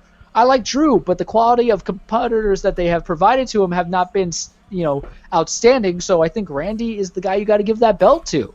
It helps further what he's been doing. He's been carrying the organization for a while, the last couple of months outside of Seth and Asuka. I'm fine. I'm about it. Let's do it. I'm ready. The other thing that puts a smile on that face is that my boy Big E of the New Day, they're kayfabing a story here that he's probably going to get a singles run, and it's most likely against the phenomenal one, AJ Styles, and it's like a Kofi Mania light without it being organic, but I'm about it because some guys deserve their just dues, man, and I'm about it. So there's like the little things, because with wrestling, it's a 12-month thing, man. It's not like sports where you get an off season. You're always going. There's always going to be a stagnation. And trust me, I understand the lack of fans and also the lack of wrestlers that are available, that are opting out for their safety, like Sami Zayn, or are testing positive, like wrestlers who are not reporting it. You're not going to get certain guys. You don't have a Roman. You don't have these guys that, even though if you don't like them, you still want to see them on your television for numerous reasons, to create new dynamic stories, because now we're getting rehashes. We're not getting new matches on the television, and it's kind of disturbing. Other things to consider for the future of the show and future of my segments. Fiend and Braun are still going, so Bray Wyatt and Braun Strowman are still going, and it was good. They had a Gator match at Extreme Rules, and I liked it. I liked it a lot. The cinema stuff works with Bray to a degree. It's entertaining to me. And if the Fiend gets the title back, the Universal Championship, then Vince, don't F it up. Because if not, I'm going to be hounding at you. I'm going to be like an angry ex out there with not just, me and all your clothes. I'm going to have your mama out there. I'm going to have your other exes, and I'm going to be shouting at you like crazy. I'm going to let everybody know what you are. I'm going to write cheater on your Mercedes-Benz if you drive a Mercedes-Benz. Because I'm at this point where I'm like, if he just croaks or if he just gives away power, that's all I want. NXT has been doing good, but it's time for some call-ups. Karrion Kross is challenging. So this happened. Adam Cole's no longer the NXT champion. At the Bash, or the Great American Bash, they won't call it everything, but Keith Lee finally beat him. So Keith Lee was a double champion. He's vacating the North American Championship. They're going to have a 5-man ladder match at the next TakeOver, August 22nd. That's going to be awesome. And then Keith Lee and Karrion Kross is going to happen. That storytelling is just beautiful. But the problem is, what do we do? Because Karrion Kross is the next big thing for them, but Keith Lee is like your loyal dude, and he's been carrying a brand since Survivor Series around that time period, so November. So are you going to call up Keith Lee if he loses to Karrion Kross? You can't have him look like a weak champion. I don't know. But other guys, it's time to call up the Undisputed Era. Adam Cole, Bebe's got to get called up. It's time. You got to call up the other guys for Undisputed if you can. And then Johnny Gargano, it's time. Johnny's great. You had him do this heel run, but even if they don't make it on the main roster, they earn that right to kind of have some disparity, because at the end of the day, NXT is developmental. And Vince also needs to understand that, because I don't think he's ever really going to beat AEW on Wednesdays. But what you have to do is still take a piece of the pie. You might not beat them, but damn it, your guys at USA still might be happy with it, depending on the demographics and everything like that. So, Vince, for the love of God, fix your stuff. Get your house in order. Because I have not watched SmackDown in a while, and I'm limiting my Monday night views to just when I'm ironing stuff. But I'll still watch NXT because I'm a whore for it. And that's all I got for you this week on The Cage in this very long extended edition of Sports Goofs, episode 69. Yeah. Oh, yeah. All right, guys. We're at the end here. We are 19 minutes away from the 3-hour mark. I don't think we've ever had a show this long. And man, it's good to have sports back, even if it's a little different. So we've got the New York Mets continuing to embarrass themselves. That's always that's some normalcy right there. And yeah, so I think the Andrews Rays were spanking the Red Sox. Yay! That was good. The Marlins are up 1-0 right now in Baltimore. On the bottom of the screen there, that's great to see. And NBA basketball. The Brooklyn Nets defeated the Milwaukee Bucks. What the hell was that? They have nobody on that team. And Everybody's Jenny injured. Fowler's out here saying he likes Seth Rollins. I love me some Seth Rollins. Seth has been carrying it, man. Oh yeah. And yeah, I mean, if you listen. Look back at our old episodes. Charles got the scoop on wrestling, that's for sure. He is legit guru there. But I think this is it, dudes. We'll call it a night. We'll be back next week for not so exciting 70th episode of Sports Goofs. At least not sounding, like 69 is just awesome. So we'll be back nice. We'll be back for episode 420. That's going to be a great one. Yeah, that'll be a great one. Yeah. It'll take a couple years, but we'll get there. Well, gentlemen, I'm done. I'm out. I'm going to watch this Marlins game. Hopefully we win. And screw COVID-19. Amen to that. Take care. All right, peace out, y'all. Yep. Astros are trash. Oh, yeah. They're winning 3-0, but they're still trash.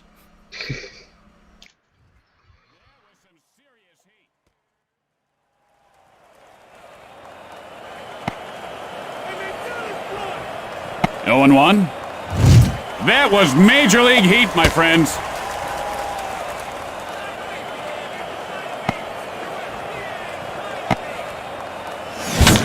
Lines it, foul. And he's in the hole 0-2. I don't know if this guy's got answers.